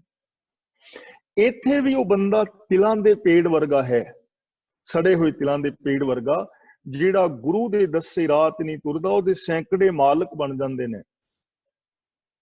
ਔਰ ਉਹ ਸੈਂਕੜੇ ਲੋਕਾਂ ਦੇ ਪੈਰਾਂ ਵਿੱਚ ਸਿਰ ਝੁਕਾਉਂਦਾ ਫਿਰਦਾ ਹੈ, ਕਦੇ ਕਿਸੇ ਮੜੀ ਅੱਗੇ ਮੱਥਾ ਟੇਕਦਾ ਫਿਰਦਾ ਹੈ, ਕਦੇ ਕਿਸੇ ਡੇਰੇ ਵਾਲੇ ਬਾਬੇ ਅੱਗੇ, ਕਿਸੇ ਡੇਰੇ ਵਾਲੇ ਬਾਬੇ ਅੱਗੇ, ਕਿਸੇ ਜੋਤਸ਼ੀਆਂ ਅੱਗੇ, ਮੰਤਰਾਂ ਜੰਤਰਾਂ ਵਾਲੇ ਸਾਰੇ ਇਹਨੂੰ ਘੇਰਾ ਪਾ ਲੈਂਦੇ ਨੇ। ਕਿਤੇ ਕੋਈ ਬਾਬਾ ਆ ਰਿਹਾ ਹੈ, ਕਿਤੇ ਕੋਈ ਜੋਤਸ਼ੀ ਆ ਰਿਹਾ ਹੈ, ਕਿਤੇ ਕੋਈ 24 ਘੰਟਿਆਂ ਦੇ ਅੰਦਰ ਸਮੱਸਿਆਵਾਂ ਹੱਲ ਕਰਨ ਵਾਲਾ ਆ ਰਿਹਾ ਹੈ। ਹੁਣ ਆ ਕਰੋਨਾ ਆਇਆ, ਸਾਰੇ ਬਾਬੇ ਹੀ ਲੁਕ ਗਏ ਨੇ। 72,65,000 ਸੰਤ ਨੇ ਇੰਡੀਆ ਵਿੱਚ, 71 ਲੱਖ ਹਿੰਦੂਆਂ ਦੇ ਤੇ 1.5-2 ਲੱਖ ਆਪਣੇ ਨੇ, ਸਾਰੇ ਲੁਕ ਗਏ ਨੇ। ਸਾਰੀਆਂ ਕਰਾਮਾਤਾਂ ਗਈਆਂ, 24 ਘੰਟਿਆਂ ਸਮੱਸਿਆਵਾਂ ਹੱਲ ਕਰਨ ਵਾਲੇ ਮੰਤਰਾਂ ਵਾਲੇ ਗਏ, ਜੋਤਸ਼ੀ ਗਏ, ਕਿੱਧਰ ਗਏ? ਇਹ ਲੋਕ ਜਿਹੜੇ ਨੇ ਫਿਰ ਉਹਨਾਂ ਉੱਤੇ ਹਮਲਾ ਬੋਲ ਦਿੰਦੇ ਨੇ, ਕਿੰਨਾਂ ਤੇ? ਉਹਨਾਂ ਨੂੰ ਆਪਣੇ ਅੰਡਰ ਕਰ ਲੈਂਦੇ ਨੇ ਜੋ ਗੁਰੂ ਦੇ ਆਸ਼ਕੇ ਮੁਤਾਬਕ ਜ਼ਿੰਦਗੀ ਨਹੀਂ ਜੀਂਦੇ। ਉਹਦੇ ਸੈਂਕੜੇ ਮਾਲਕ ਬਣ ਜਾਂਦੇ ਨੇ, ਉਹਨੂੰ ਵਿਕਾਰ ਘੇਰ ਲੈਂਦੇ ਨੇ, ਉਹਨੂੰ ਇਮੋਸ਼ਨਲ ਬਲੈਕਮੇਲ ਕਰਨ ਵਾਲੇ ਘੇਰ ਲੈਂਦੇ ਨੇ। ਖੇਤੇ ਅੰਦਰ ਛੁੱਟਿਆਂ ਕਹੋ ਨਾਨਕ ਸੋ ਨਾ, ਫਲੀਆਂ ਹੈ ਫੁੱਲੀਆਂ ਬਪੁੜੇ ਭੀ ਤਨ ਵਿੱਚ ਸੁਆ। ਗੁਰੂ ਜੀ ਕਹਿੰਦੇ ਨੇ ਵੈਸੇ ਉਹ ਤਿਲਾਂ ਦੇ ਪੇੜ ਉਗਦੇ ਨੇ, ਹਰੇ ਉਹਨਾਂ ਦੇ ਪੱਤੇ ਹੁੰਦੇ ਨੇ, ਫੁੱਲ ਵੀ ਲੱਗਦੇ ਨੇ, ਫਲੀਆਂ ਵੀ ਲੱਗਦੀਆਂ ਨੇ, ਪਰ ਉਹਨਾਂ ਦੇ ਅੰਦਰ ਬੀਜ ਨਹੀਂ ਬਣਦੇ। ਇਸੇ ਤਰ੍ਹਾਂ ਜਿਹੜੇ ਗੁਰੂ ਦੇ ਗਿਆਨ ਤੋਂ ਵਾਂਝੇ ਨੇ, ਬਾਹਰੋਂ ਉਸ ਬੰਦੇ ਵਰਗੇ ਹੀ ਦਿਸਣਗੇ, ਆਮ ਬੰਦੇ ਵਰਗੇ। ਧਾਰਮਿਕ ਬਾਣਾ ਵੀ ਪਾ ਲੈਣਗੇ, ਧਾਰਮਿਕ ਚਿੰਨ੍ਹ ਵੀ ਧਾਰਨ ਕਰ ਲੈਣਗੇ, ਧਾਰਮਿਕ ਗੱਲਾਂ ਵੀ ਕਰਨਗੇ, ਮੰਦਰਾਂ ਮਸੀਤਾਂ ਗੁਰਦੁਆਰਿਆਂ ਵਿੱਚ ਮੱਥੇ ਵੀ ਟੇਕਣਗੇ, ਪਰ ਅੰਦਰ ਉਹਨਾਂ ਦੇ ਰਾਖ ਭਰੀ ਹੋਏਗੀ, ਈਰਖਾ ਦੀ ਅੱਗ, ਹੰਕਾਰ ਦੀ ਅੱਗ, ਕ੍ਰੋਧ ਦੀ ਅੱਗ, ਝੂਠ ਦੀ ਅੱਗ, ਅੰਦਰ ਰਾਖ ਭਰੀ ਹੁੰਦੀ ਹੈ। ਆਤਮਿਕ ਜੀਵਨ ਗੁਰੂ ਦੇ ਦੱਸੇ ਰਾਹ ਤੋਂ ਬਿਨਾਂ ਪ੍ਰਫੁੱਲਤ ਨਹੀਂ ਹੁੰਦਾ। ਗੁਰੂ ਨਾਨਕ ਪਾਤਸ਼ਾਹ ਜੀ ਦੀ ਪਹਿਲੀ ਪੌੜੀ, ਆਪੀ ਨੇ ਆਪ ਸਾਜਿਓ, ਆਪੀ ਨੇ ਰਚਿਓ ਨਾਮ। ਗੁਰੂ ਜੀ ਕਹਿੰਦੇ ਨੇ ਪ੍ਰਭੂ ਨੇ ਆਪਣੇ ਆਪ ਨੂੰ ਆਪ ਰਚਿਆ ਹੈ, ਉਹ ਆਪਣੇ ਆਪ ਤੋਂ ਆਪ ਹੈ, ਉਹਨੂੰ ਕੋਈ ਰਚਣ ਵਾਲਾ ਨਹੀਂ ਹੈ। ਫਿਰ ਆਪਣੇ ਆਪ ਤੋਂ ਆਪ ਹੈ, ਆਪ ਹੀ ਨੇ ਰਚਿਓ ਨਾਉ। ਨਾਉ ਦੇ ਕਈ ਅਰਥ ਨੇ, ਨਾਮ ਵੀ ਹੈ, ਨਾਉ ਦਾ ਅਰਥ ਇੱਥੇ ਨਿਆਂ ਵੀ ਹੈ। ਇੱਥੇ ਅਰਥ ਹੈ ਨਿਆਂ। ਨਿਆਂ ਦਾ ਮਤਲਬ ਹੁਕਮ, ਸਿਸਟਮ, ਜਿਹੜੇ ਲਾ ਆਫ ਨੇਚਰ ਨੇ। ਆਪ ਹੀ ਨੇ ਆਪ ਸਾਜਿਓ, ਪ੍ਰਭੂ ਨੇ ਆਪਣੇ ਆਪ ਨੂੰ ਆਪ ਸਿਰਜਿਆ ਤੇ ਆਪ ਹੀ ਆਪਣਾ ਹੁਕਮ ਸਿਰਜਿਆ। ਉਹਦੇ ਨਿਆਂ, ਉਹਦੇ ਜਿਹੜੇ ਨੇਮ ਨੇ, ਉਹ ਕਿਸੇ ਨੇ ਨਹੀਂ ਬਣਾਏ, ਕੁਦਰਤੀ ਨੇ, ਆਪਣੇ ਆਪ ਤੋਂ। ਸਾਇੰਟਿਸਟਾਂ ਨੇ, ਵਿਗਿਆਨਕਾਂ ਨੇ, ਮਨੋਵਿਗਿਆਨਕਾਂ ਨੇ ਨੇਮ ਖੋਜੇ ਨੇ। ਨੇਮ ਪਹਿਲਾਂ ਮੌਜੂਦ ਨੇ, ਉਹਨਾਂ ਨੇਮਾਂ ਦੀ ਖੋਜ ਕੀਤੀ ਹੈ ਬੜੀ ਬਾਰੀਕ ਬੀਨੀ ਦੇ ਨਾਲ। ਤੇ ਸਾਇੰਸ ਦੀਆਂ ਇੰਨੀਆਂ ਤਰੱਕੀਆਂ ਕੀਤੀਆਂ ਨੇ। ਧੰਨਵਾਦ ਉਹਨਾਂ ਡਾਕਟਰ ਲੋਕਾਂ ਦਾ, ਸਾਇੰਸਦਾਨਾਂ ਦਾ, ਜਿਨ੍ਹਾਂ ਨੇ ਕੁਦਰਤ ਦੇ ਇਹਨਾਂ ਰਹੱਸਾਂ ਨੂੰ ਬੜੀ ਬਾਰੀਕ ਬੀਨੀ ਦੇ ਨਾਲ ਸਮਝਿਆ ਤੇ ਸਾਡੇ ਮਨੁੱਖਾਂ ਵਾਸਤੇ ਅਨੰਤ ਸਹੂਲਤਾਂ ਪੈਦਾ ਕੀਤੀਆਂ। ਤਾਂ ਪ੍ਰਭੂ ਆਪਣੇ ਆਪ ਤੋਂ ਆਪ ਹੈ। ਇਹ ਜੋ ਨਿਆਂ ਹੈ, ਜੋ ਹੁਕਮ ਹੈ, ਜੋ ਲਾ ਆਫ ਨੇਚਰ ਹੈ, ਇਹ ਵੀ ਉਹਦੇ ਕਰਕੇ ਹੈ। ਦੂਜੀ ਕੁਦਰਤ ਸਾਜੀ ਹੈ, ਕਰ ਆਸਨ ਡਿਠੋ ਚਾਓ। ਦੂਜੀ ਦਾ ਮਤਲਬ ਦੂਜੇ ਨੰਬਰ ਤੇ, ਅਤੇ ਉਹਨੇ ਕੁਦਰਤ ਸਿਰਜੀ ਹੈ ਆਪਣੇ ਆਪ ਤੋਂ। ਤੇ ਕੁਦਰਤ ਦੇ ਅੰਦਰ ਆਸਣ ਦਾ ਮਤਲਬ ਆਸਣ ਜਮਾ ਲਿਆ, ਡਿਠੋ ਚਾਓ ਦਾ ਮਤਲਬ ਚਾਹ ਦੇ ਨਾਲ ਕੁਦਰਤ ਦੇ ਵਿੱਚ ਬੈਠ ਕੇ ਉਹਨੂੰ ਵੇਖ ਰਿਹਾ ਹੈ। ਯਾਨੀ ਕਰਤਾ ਕੁਦਰਤ ਤੋਂ ਵੱਖਰਾ ਨਹੀਂ, ਸਿਰਜ ਕੇ ਕੁਦਰਤ ਬਣਾ ਕੇ ਕੁਦਰਤ ਤੋਂ ਵੱਖਰਾ ਨਹੀਂ ਹੋਇਆ। ਜਿਵੇਂ ਸਾਡੇ ਲੋਕ, ਬਹੁਤੇ ਧਰਮਾਂ ਦੇ ਲੋਕ ਮੰਨਦੇ ਨੇ ਕਿ ਰੱਬ ਉੱਤੇ ਆਕਾਸ਼ ਮੰਡਲਾਂ ਵਿੱਚ ਬੈਠਾ ਹੈ, ਉੱਥੋਂ ਸੰਚਾਲਨ ਕਰਦਾ ਹੈ। ਤੇ ਉਹਨਾਂ ਦੀ ਨਕਲ ਵਿੱਚ ਅਸੀਂ ਵੀ ਕਹਿਣ ਲੱਗ ਗਏ, ਸਾਡੇ ਬਾਬੇ ਵੀ ਬਹੁਤੇ, ਕਿ ਉੱਤੇ ਕਿਤੇ ਸੱਚਖੰਡ ਹੈ, ਉਹ ਸੱਚਖੰਡ ਦੇ ਵਿੱਚ ਨਿਰੰਕਾਰ ਵੱਖਰਾ ਅਵਸਥਾ ਹੈ, ਉੱਥੋਂ ਸੰਚਾਲਨ ਕਰਦਾ ਹੈ। ਨਾ, ਗੁਰੂ ਜੀ ਕਹਿੰਦੇ ਨੇ ਦੂਈ ਕੁਦਰਤ ਸਾਜੀ ਹੈ, ਕਰ ਆਸਣ ਡਿਠੋ ਚਾਓ। ਕੁਦਰਤ ਦੇ ਵਿੱਚ ਹੀ ਆਸਣ ਲਗਾ ਲਿਆ, ਜਰਰੇ ਜਰਰੇ ਦੇ ਅੰਦਰ ਸਮਾਇਆ ਹੋਇਆ ਹੈ। ਤੇ ਮੈਂ ਬੇਨਤੀ ਕਰਾਂ, ਅਸਲ ਦੇ ਅੰਦਰ ਨਿਰੰਕਾਰ ਆਪ ਹੀ ਸੰਸਾਰ ਬਣ ਗਿਆ ਹੈ। ਅਵਗਤ ਤੋਂ ਨਿਰਮਾਇਲ ਉਪਜੈ, ਨਿਰਗੁਣ ਤੇ ਸਰਗੁਣ ਥੀਆ। ਉਹ ਆਪ ਹੀ ਨਿਰਗੁਣ ਤੋਂ ਸਰਗੁਣ ਹੋ ਗਿਆ, ਉਹ ਆਪ ਹੀ ਨਿਰਾਕਾਰ ਤੋਂ ਸੰਸਾਰ ਹੋ ਗਿਆ, ਉਹ ਨਿਰੰਕਾਰ ਤੋਂ ਸੰਸਾਰ ਹੋ ਗਿਆ, ਇਹਦੇ ਅੰਦਰ ਹੀ ਸਮਾ ਗਿਆ। ਇਹ ਉਹਦਾ ਹੀ ਰੂਪ ਹੈ। ਦਾਤਾ ਕਰਤਾ ਆਪ ਤੂੰ, ਤੁਸ ਦੇਵੇਂ ਕਰੈ ਪਸਾਓ। ਤੁਸ ਦਾ ਮਤਲਬ ਤਰੁੱਠ ਕੇ, ਪਸਾਓ ਦਾ ਮਤਲਬ ਕਿਰਪਾ, ਕਰਤਾ ਦਾ ਮਤਲਬ ਰਚਨਹਾਰ, ਦਾਤਾ ਦਾ ਮਤਲਬ ਦਾਤਾ ਦੇਣ ਵਾਲਾ। ਇਹ ਕੁਦਰਤ ਦੇ ਅੰਦਰ ਵਸਣ ਵਾਲੇ ਪ੍ਰਭੂ, ਤੂੰ ਆਪ ਹੀ ਸੰਸਾਰ ਦਾ ਰਚਨਹਾਰ ਹੈ, ਆਪ ਹੀ ਜੀਵਾਂ ਨੂੰ ਦਾਤਾਂ ਦੇਣ ਵਾਲਾ ਹੈ, ਔਰ ਆਪ ਹੀ ਟੁੱਟ ਕੇ ਜਗਤ ਦੇ ਉੱਤੇ ਕਿਰਪਾ ਕਰਦਾ ਹੈ। ਦੇਖੋ, ਆ ਸਾਰਾ ਸੰਸਾਰ ਇਹ ਰੱਬ ਦੀ ਕਿਰਪਾ ਹੀ ਹੈ। ਧਰਤੀ ਹੈ, ਚੰद्रमा ਹੈ, ਸੂਰਜ ਹੈ, ਗ੍ਰਹਿ ਨਕਸ਼ਤਰ, ਤਾਰੇ ਸਿਆਰੇ ਸਿਤਾਰੇ, ਅਨੰਤ ਆਕਾਸ਼ ਗੰਗਾਵਾਂ, ਅਨੰਤ ਤਾਰੇ, ਅਨੰਤ ਬ੍ਰਹਿਮੰਡ, ਮਨੁੱਖ ਮਾਤਰ, ਜੀਵ ਜੰਤ, ਪਸ਼ੂ ਪੰਛੀ, ਕੁਦਰਤ ਦੇ ਅੰਦਰ ਅਨੇਕਾਂ ਕਿਸਮ ਦੀ ਵਨਸਪਤੀ, ਆਦਿਸਤਾ ਜਗਤ, ਉਹਦੀ ਕਿਰਪਾ ਹੀ ਤੇ ਹੈ ਕਿ ਤੂੰ ਆਪ ਟੁੱਟ ਕੇ ਦਾਤਾਂ ਦੇ ਰਿਹਾ ਹੈ। ਤੂੰ ਜਾਣੋਈ ਸਭ ਸਹਿ। ਜਾਣੋਈ ਦਾ ਮਤਲਬ ਜਾਣਨ ਵਾਲਾ, ਸਭ ਸਹਿ ਦਾ ਮਤਲਬ ਸਾਰਿਆਂ ਦਾ। ਕਿ ਇਹ ਮਾਲਕ, ਤੂੰ ਸਾਰਿਆਂ ਦੇ ਅੰਦਰ ਦੀ ਜਾਣਨ ਵਾਲਾ ਹੈ। ਦੇਖੋ, ਮੇਰੇ ਸਾਹਮਣੇ ਤੁਸੀਂ ਵੀਰ ਭੈਣਾਂ ਬੈਠੇ, ਮੈਂ ਤੁਹਾਨੂੰ ਇਮੋਸ਼ਨਲ ਬਲੈਕਮੇਲ ਕਰ ਸਕਦਾ ਹਾਂ, ਮੈਂ ਤੁਹਾਨੂੰ ਧੋਖਾ ਦੇ ਸਕਦਾ। ਕਿਉਂ? ਕਿ ਤੁਸੀਂ ਮੇਰੇ ਅੰਦਰ ਦੀ ਮੈਂਟੈਲਿਟੀ, ਭਾਵਨਾ ਨੂੰ ਨਹੀਂ ਸਮਝਦੇ। ਤੁਸੀਂ ਮੈਨੂੰ ਇਮੋਸ਼ਨਲ ਬਲੈਕਮੇਲ ਕਰ ਸਕਦੇ ਹੋ ਕਿਉਂਕਿ ਮੈਂ ਤੁਹਾਡੇ ਅੰਦਰ ਦੀ ਨਹੀਂ ਨਾ ਜਾਣਦਾ, ਮੈਂ ਅੰਤਰਜਾਮੀ ਨਹੀਂ ਹਾਂ। ਪਰ ਰੱਬ ਅੱਗੋਂ ਮੈਂ ਤੇ ਤੁਸੀਂ ਕਿਵੇਂ ਲੁਕਾਵਾਂਗੇ ਕੋਈ ਚੀਜ਼? ਮੈਂ ਤੁਹਾਡੇ ਅੱਗੇ ਝੂਠ ਬੋਲਾਂਗਾ, ਤੁਹਾਨੂੰ ਤੇ ਪਤਾ ਨਹੀਂ ਲੱਗੇਗਾ, ਪਰ ਮੈਨੂੰ ਤੇ ਪਤਾ ਹੈ ਨਾ ਮੈਂ ਝੂਠ ਬੋਲ ਰਿਹਾ। ਮੇਰੇ ਅੰਦਰ ਦਾ ਆਪਣਾ ਆਪਾ ਤੇ ਜਾਣਦਾ ਨਾ, ਕਿਵੇਂ ਲੁਕਾਓਗੇ? ਚੋਰੀ ਕਰੋਗੇ, ਆਪਣੇ ਆਪ ਤੋਂ ਕਿਵੇਂ ਲੁਕਾਓਗੇ? ਇਸ ਲਈ ਰੱਬ ਦੇ ਅੱਗੇ ਦੋਗਲੀ ਜ਼ਿੰਦਗੀ ਨਹੀਂ ਚੱਲਦੀ ਕਿ ਬਾਹਰੋਂ ਹੋਰ ਤੇ ਅੰਦਰੋਂ ਹੋਰ। ਇਹ ਬੰਦਾ ਆਪਣੇ ਆਪ ਨੂੰ ਧੋਖਾ ਦੇ ਰਿਹਾ ਹੈ ਜਿਹੜਾ ਸਮਝਦਾ ਨਾ ਕਿ ਰੱਬ ਤੋਂ ਬਿਨਾਂ ਹੀ ਮੈਂ ਚੋਰੀ ਕਰ ਰਿਹਾ। ਗੁਰੂ ਜੀ ਦਾ ਪਾਵਨ ਬਚਨ ਹੈ ਨਾ, ਹਾਟ ਪਟਣ ਬਿਜ ਮੰਦਰ ਭੰਨੈ, ਕਰ ਚੋਰੀ ਕਰ ਆਵੇ, ਅੱਗੋਂ ਦੇਖੈ ਪਿੱਛੋਂ ਦੇਖੈ, ਤੁਝ ਤੇ ਕਹਾ ਛੁਪਾਵੇ, ਤੇਰੇ ਤੋਂ ਕੀ ਛੁਪਾ ਲਵੇਗਾ। ਤਾਂ ਉਹ ਅੰਤਰਯਾਮੀ ਹੈ, ਜਾਣਨ ਵਾਲਾ ਹੈ। ਇਹਦਾ ਮਤਲਬ ਸਾਨੂੰ ਕਥਨੀ ਔਰ ਕਰਨੀ ਦੇ ਪੂਰੇ ਹੋਣਾ ਪਵੇਗਾ। ਜਿਹੜਾ ਬੰਦਾ ਕਥਨੀ ਕਰਨੀ ਦਾ ਅਧੂਰਾ ਹੈ ਨਾ, ਉਹ ਅੰਤਰਯਾਮਦਾ ਦੇ ਗੁਣ ਨੂੰ ਨਹੀਂ ਮੰਨ ਰਿਹਾ। ਦੇ ਲੈਸਹਿ ਜਿੰਦ ਕਵਾਓ। ਕਵਾਓ ਦਾ ਮਤਲਬ ਸਰੀਰ, ਜਿੰਦ ਦਾ ਮਤਲਬ ਜਾਨ। ਆਪ ਹੀ ਤੂੰ ਜੀਵਾਂ ਨੂੰ ਜਾਨ ਔਰ ਸਰੀਰ ਦੇ ਰਿਹਾ ਹੈ ਤੇ ਆਪ ਹੀ ਲੈ ਲੈਣਾ।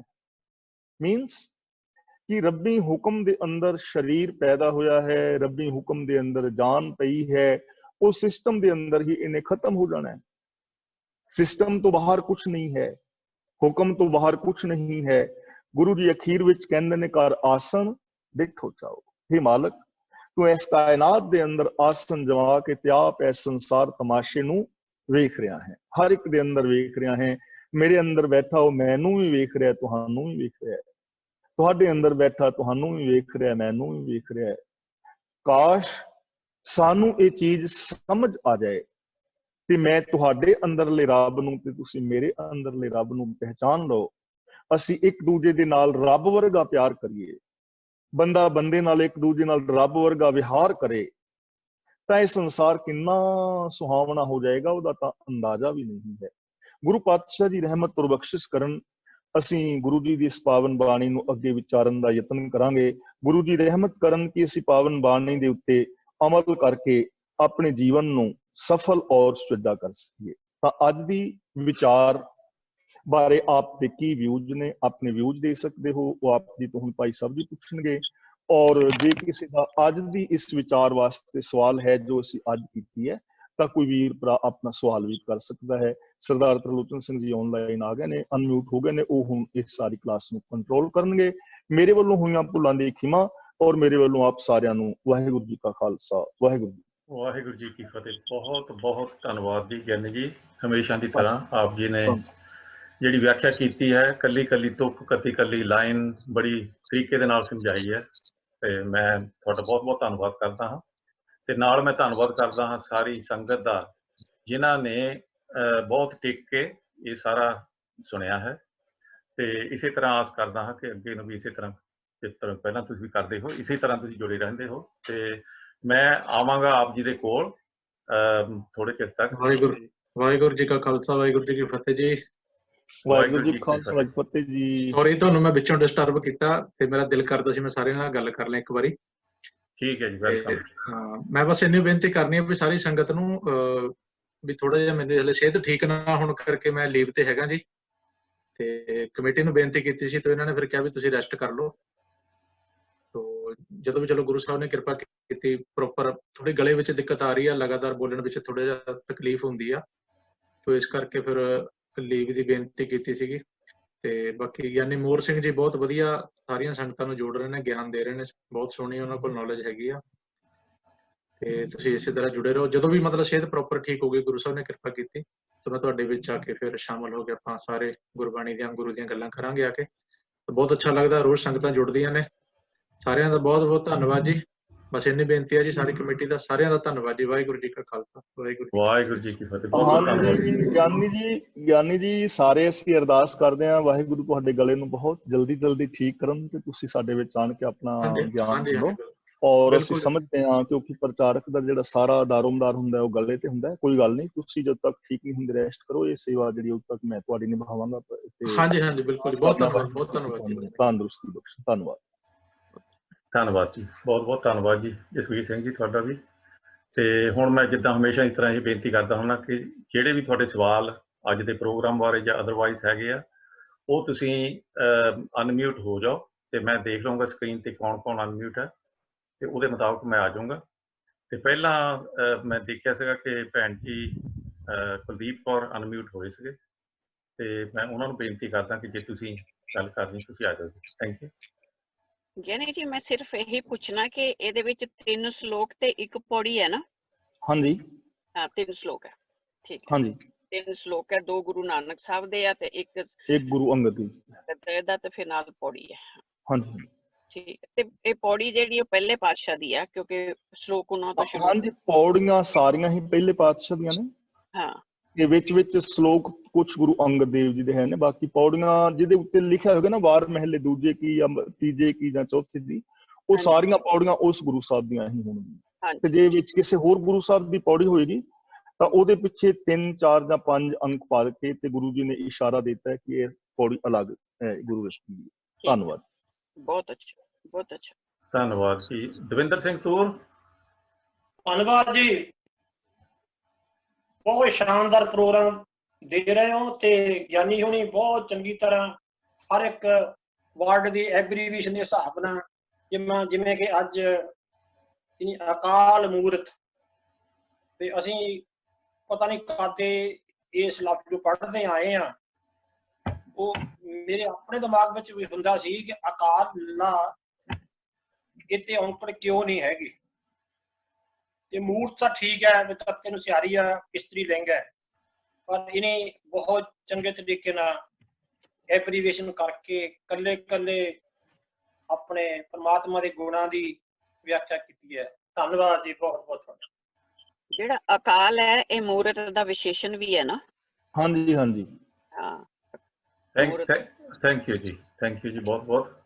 ਤੇ ਹੁਣ ਮੈਂ ਬੇਨਤੀ ਕਰਦਾ ਜੀ ਸਤਨਾਮ ਸਿੰਘ ਜੀ ਆਗਰਾ ਸਾਹਿਬ। ਵਾਹਿਗੁਰੂ ਖਾਲਸਾ ਫਤਿਹ ਜੀ ਗਿਆਨੀ ਜੀ। ਵਾਹਿਗੁਰੂ ਜੀ ਫਤਿਹ ਜੀ। ਬਹੁਤ ਹੀ आपने सुंदर तरीके ਨਾਲ अपने मूल मंत्र ਦੇ व्याख्या ਕੀਤੀ ਹੈ। ਬਹੁਤ ਹੀ ਸੋਹਣਾ ਕੀਤਾ ਜੀ आपने ਕੀਤਾ।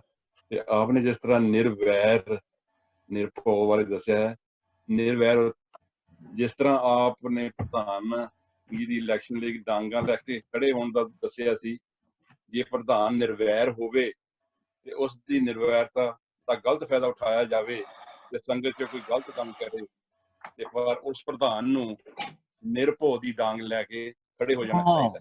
ਬਿਲਕੁਲ ਸਹੀ ਗੱਲ ਹੈ। ਫਿਰ ਉਹ ਨਿਰਭਉ ਹੋ ਕੇ ਸੰਗਤਾਂ ਦੀ ਤੇ ਪ੍ਰੋਗਰਾਮ ਸਾਰੇ ਸਹੀ ਚਲਾ ਸਕੇ। ਹਾਂ ਸਹੀ ਗੱਲ ਹੈ, ਬਿਲਕੁਲ ਠੀਕ ਹੈ। ਥੈਂਕ ਯੂ ਜੀ, ਬਸ ਇਹੀ ਮੇਰਾ। ਹਾਂਜੀ ਬਹੁਤ ਬਹੁਤ ਧੰਨਵਾਦ ਜੀ ਸਤਨਾਮ ਸਿੰਘ ਜੀ। ਤੇ ਮੈਂ ਦੇਖਦਾ ਕਿ ਹਰਨੇਕ ਸਿੰਘ ਜੀ ਵੀ ਅਨਮਿਊਟ ਆ, ਤੁਸੀਂ ਵੀ ਕੁਝ ਕਹਿਣਾ ਤਾਂ ਆ ਜਾਓ। ਥੈਂਕ ਯੂ ਜੀ। ਵਾਹਿਗੁਰੂ ਜੀ ਕਾ ਖਾਲਸਾ, ਵਾਹਿਗੁਰੂ ਜੀ ਕੀ ਫਤਿਹ। ਗਿਆਨੀ ਜੀ ਫਤਿਹ ਜੀ। ਤੁਸੀਂ ਮੂਲ ਮੰਤਰ ਬਾਰੇ ਦੱਸਿਆ ਏਕ ਓਂਕਾਰ, ਜਿਹਦਾ ਮਤਲਬ ਦੱਸਿਆ ਕਿ ਰੱਬ ਇੱਕ ਹੈ। ਰੱਬ ਇੱਕ ਹੈ, ਪਰ ਆਪਣੀ ਬਹੁਤ ਵਾਰੀ ਪ੍ਰਚਲਿਤ ਤੋਂ ਸੁਣੀਦਾ ਜਿਹੜੇ ਪ੍ਰਚਾਰਕ ਹੈਗੇ ਆ ਕਿ ਇੱਕ ਗਿਆ ਪ੍ਰੋਫੈਸਰ ਵੀ ਜੀ, ਉਹ ਸਾਡੇ ਧਰਮ ਨੂੰ ਕਹਿੰਦੇ ਬਾਕੀ ਧਰਮਾਂ ਨਾਲੋਂ ਸਾਡਾ ਧਰਮ ਬਹੁਤ ਉੱਚਾ ਹੈ। ਤੇ ਜੇਕਰ ਰੱਬ ਤੇ ਇੱਕ ਹੈਗਾ, ਜੇ ਧਰਮ ਤਾਂ ਕੋਈ ਹੋਇਆ ਹੀ ਨਾ, ਫਿਰ ਪ੍ਰਮਾਤਮਾ ਤਾਂ ਸਾਰਿਆਂ ਦੀ ਇੱਕ ਹੈ, ਤੇ ਫਿਰ ਸਾਡੇ ਧਰਮ ਤੇ ਦੂਏ ਧਰਮ ਤਾਂ ਕੋਈ ਫਰਕ ਨਹੀਂ ਹੈ ਨਾ। ਹਾਂਜੀ ਵੀਰ ਜੀ, ਅਸਲ ਦੇ ਵਿੱਚ ਜੋ ਗੁਰੂ ਨਾਨਕ ਦੇਵ ਦੀ ਵਿਚਾਰਧਾਰਾ ਹੈ ਉਹਨੂੰ ਅਸੀਂ ਸਮਝ ਨਹੀਂ ਸਕੇ।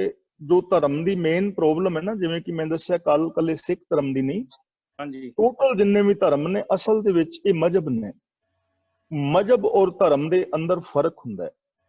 ਸਾਡੀ ਧਰਮ ਦੀ ਪ੍ਰੋਬਲਮ ਤਾਂ ਸੋਲਵ ਹੋ ਸਕਦੀ ਹੈ ਜੇ ਅਸੀਂ ਧਰਮ ਦੀ ਡੈਫੀਨੇਸ਼ਨ ਨਿਸ਼ਚਿਤ ਕਰੀਏ ਕਿ ਸਾਡੀ ਡੈਫੀਨੇਸ਼ਨ ਕੀ ਹੈ, ਡਿਫਾਈਨ ਕਰੋ ਧਰਮ ਨੂੰ। ਜਿਹੜਾ ਬੰਦਾ ਇਹ ਕਹਿੰਦਾ ਨਾ ਕਿ ਸਾਡਾ ਧਰਮ ਚੰਗਾ, ਹੁਣ ਧਰਮ ਸਾਡਾ ਔਰ ਤੁਹਾਡਾ ਥੋੜੀ ਹੋਏਗਾ, ਧਰਮ ਤਾਂ ਇੱਕ ਹੀ ਹੈ, ਇੱਕ ਹੋਰ ਧਰਮ। ਇਹੀ ਗੱਲ, ਮੇਰਾ ਕੁਐਸਚਨ ਇਹ ਆ। ਹਾਂਜੀ, ਉਹਦੇ ਵਾਸਤੇ ਕਿ ਗੁਰੂ ਨਾਨਕ ਦੇਵ ਦੀ ਪਾਵਨ ਬਾਣੀ ਮੁਤਾਬਕ ਜੋ ਧਰਮ ਦੀ ਡੈਫੀਨੇਸ਼ਨ ਹੋਏਗੀ ਨਾ, ਮੈਕਸ ਮੂਲਰ ਨੇ ਕਿਤਾਬ ਲਿਖੀ ਹੈ, ਹਾਂਜੀ, ਧਰਮ ਦੀ ਉਤਪਤੀ ਅਤੇ ਉਸ ਦਾ ਵਿਕਾਸ। ਇਹ ਪੰਜਾਬੀ ਅਨੁਵਾਦ ਹੈ ਉਹਦਾ, ਡਾਕਟਰ ਤਾਰਨ ਸਿੰਘ ਨੇ ਕੀਤਾ ਹੈ, ਤੇ ਪੰਜਾਬੀ ਯੂਨੀਵਰਸਿਟੀ ਪਟਿਆਲਾ ਨੇ ਕਿਤਾਬ ਛਾਪੀ ਹੈ। ਉਹਦੇ ਵਿੱਚ ਧਰਮ ਦਾ ਵਿਕਾਸ ਦੱਸ ਰਿਹਾ, ਟੋਟਮਿਜ਼ਮ, ਟੈਬੂਇਜ਼ਮ ਤੋਂ ਲੈ ਕੇ ਤੇ ਅੱਜ ਦੇ ਧਰਮ ਤੱਕ। ਹੁਣ ਦੇਖੋ, ਧਰਮ ਨੇ ਵਿਕਾਸ ਕੀਤਾ ਹੈ ਤੇ ਉਸ ਧਰਮ ਦੇ ਵਿੱਚ ਜੋ ਰਹਿਬਰੀ ਪੁਰਸ਼ ਆ ਰਹੇ ਨੇ, ਲਾਸਟ ਵਿੱਚ ਗੁਰੂ ਨਾਨਕ ਦੇਵ ਜੀ ਆ ਰਹੇ ਨੇ, ਤੇ ਗੁਰੂ ਨਾਨਕ ਦੇਵ ਜੀ ਧਰਮ ਦੀ ਡੈਫੀਨੇਸ਼ਨ ਦੇ ਰਹੇ ਨੇ, ਏਕੋ ਧਰਮ ਦ੍ਰਿੜੈ ਸੱਚ ਕੋਈ। ਜਾਂ ਗੁਰੂ ਅਰਜਨ ਦੇਵ ਦਾ ਬਚਨ, ਸਰਬ ਧਰਮ ਮੈਂ ਸ੍ਰੇਸ਼ਟ ਧਰਮ, ਹਰ ਕੋ ਨਾਮ ਜਪ ਨਿਰਮਲ ਕਰਮ। ਇਹਦੇ ਬੇਸ ਤੇ ਧਰਮ ਦੀ ਡੈਫੀਨੇਸ਼ਨ ਬਣੇਗੀ, ਸੱਚ ਨੂੰ ਆਧਾਰ ਬਣਾ ਕੇ ਮਨੁੱਖੀ ਫਰਜ਼ਾਂ ਨੂੰ ਪੂਰੇ ਕਰਨ ਦਾ ਨਾਮ ਧਰਮ ਹੈ। ਜੇ ਲੋਕ ਇਸ ਡੈਫੀਨੇਸ਼ਨ ਨੂੰ ਅਪਣਾ ਲੈਣ ਤਾਂ ਪੂਰੀ ਦੁਨੀਆ ਦਾ ਸੋਲੂਸ਼ਨ ਹੋ ਜਾਏਗਾ। ਫਿਰ ਤਾਂ ਖਤਮ ਹੋ ਗਿਆ ਨਾ। 2 ਮਿੰਟ ਮੈਂ ਆਪ ਤੇ ਹੋਰ ਲਾਉਂਗਾ, ਸਿਰਫ 1-1.5 ਮਿੰਟ। ਹੁਣ ਦੇਖੋ, ਧਰਮ ਕੀ ਹੈ? ਤੁਹਾਡੀ ਘਰ ਵਾਲੀ ਹੈ, ਤੇ ਤੁਹਾਡੀ ਘਰ ਵਾਲੀ ਇਕੱਲੀ ਤੁਹਾਡੀ ਘਰ ਵਾਲੀ ਨਹੀਂ, ਉਹ ਕਿਸੇ ਦੀ ਬੇਟੀ ਵੀ ਹੈ, ਕਿਸੇ ਦੀ ਭੈਣ ਵੀ ਹੈ, ਆਪਣੇ ਬੱਚਿਆਂ ਦੀ ਮਾਂ ਹੈ, ਆਪਣੀ ਸੱਸ ਦੀ ਨੂੰਹ ਹੈ, ਆਪਣੀ ਨੂੰਹਾਂ ਦੀ ਸੱਸ ਹੈ। ਕਿੰਨੇ ਉਹਦੇ ਫਰਜ਼ ਨੇ। ਤਾਂ ਸੱਚ ਨੂੰ ਆਧਾਰ ਬਣਾ ਕੇ ਬੇਟੀ ਵਾਲੇ, ਭੈਣ ਵਾਲੇ, ਮਾਂ ਵਾਲੇ, ਨੂੰਹ ਵਾਲੇ, ਸੱਚ ਵਾਲੇ, ਸੱਸ ਵਾਲੇ, ਪਤਨੀ ਵਾਲੇ ਫਰਜ਼ਾਂ ਨੂੰ ਪੂਰੇ ਕਰਨਾ, ਇਹ ਉਹਨਾਂ ਦਾ ਧਰਮ ਹੈ। ਤੁਸੀਂ ਹੋ ਜਾਂ ਮੈਂ ਆ, ਤਾਂ ਦੇਖੋ ਤੁਸੀਂ ਇੱਕ ਨਹੀਂ ਹੈਗੇ, ਤੁਸੀਂ ਕਿਸੇ ਦੇ ਬੇਟੇ ਹੈਗੇ ਹੋ, ਕਿਸ ਦੇ ਪਿਤਾ, ਕਿਸ ਦੇ ਭਰਾ, ਆਪਣੀ ਪਤਨੀ ਦੇ ਤੁਸੀਂ ਪਤੀ, ਬੱਚਿਆਂ ਦੇ ਬਾਪ, ਤੁਸੀਂ ਕਿਸੇ ਦੇ ਚਾਚੇ, ਕਿਸੇ ਦੇ ਭਤੀਜੇ, ਕਿਸ ਦੇ ਸਹੁਰੇ, ਕਿਸ ਦੇ ਜਵਾਈ। ਇੰਨੇ ਹੀ ਤੁਹਾਡੇ ਔਰ ਸਾਡੇ ਸਾਰਿਆਂ ਦੇ ਫਰਜ਼ ਨੇ। ਇਹ ਫਰਜ਼ ਇੱਥੇ ਹੀ ਖਤਮ ਨਹੀਂ ਹੁੰਦੇ। ਮਨੁੱਖਾਂ ਲਈ ਕੀ ਫਰਜ਼ ਨੇ, ਵਨਸਪਤੀ ਲਈ ਕੀ ਫਰਜ਼ ਨੇ, ਪਸ਼ੂ ਪੰਛੀਆਂ ਲਈ ਕੀ ਫਰਜ਼ ਨੇ। ਜਿਹੜਾ ਵੱਡਾ ਯੂਨੀਵਰਸ ਹੈ, ਓਡੇ ਵੱਡੇ ਹੀ ਸਾਡੇ ਫਰਜ਼ ਨੇ। ਇਹਨਾਂ ਨੂੰ ਧਰਮ ਕਹਿੰਦੇ ਨੇ। ਸੱਚ ਨੂੰ ਆਧਾਰ ਬਣਾ ਕੇ ਮਨੁੱਖੀ ਫਰਜ਼ਾਂ ਨੂੰ ਪੂਰੇ ਕਰਨ ਦਾ ਨਾਮ ਧਰਮ ਹੈ। ਇਸ ਧਰਮ ਦੀ ਗੱਲ ਗੁਰੂ ਨਾਨਕ ਦੇਵ ਜੀ ਨੇ ਕੀਤੀ ਹੈ। ਜਦੋਂ ਅਸੀਂ ਇਸ ਧਰਮ ਨੂੰ ਸਮਝਾਂਗੇ, ਫਿਰ ਵੱਡੇ ਛੋਟੇ ਵਾਲੀ ਗੱਲ ਨਹੀਂ ਰਹਿ ਜਾਂਦੀ, ਉਹ ਮੂਰਖਤਾ। ਮੇਰਾ ਇਹੀ ਕੁਐਸਚਨ ਇਹੀ ਸੀ। ਦੂਜੀ ਗੱਲ, ਤੀਜਾ ਸੀਗਾ ਜੀ ਕਰਤਾ ਪੁਰਖ। ਤੁਸੀਂ ਕਿਹਾ ਉਹਦੇ ਵਿੱਚ ਤੁਸੀਂ ਕਿਹਾ ਕਿ 10 ਨੌਹਾਂ ਦੀ ਕਮਾਈ, ਜਿਹੜੀ ਆਪਣੀ 10 ਨੌਹਾਂ ਦੀ ਕਮਾਈ ਹੋਣੀ ਚਾਹੀਦੀ ਆ, ਇਮਾਨਦਾਰੀ।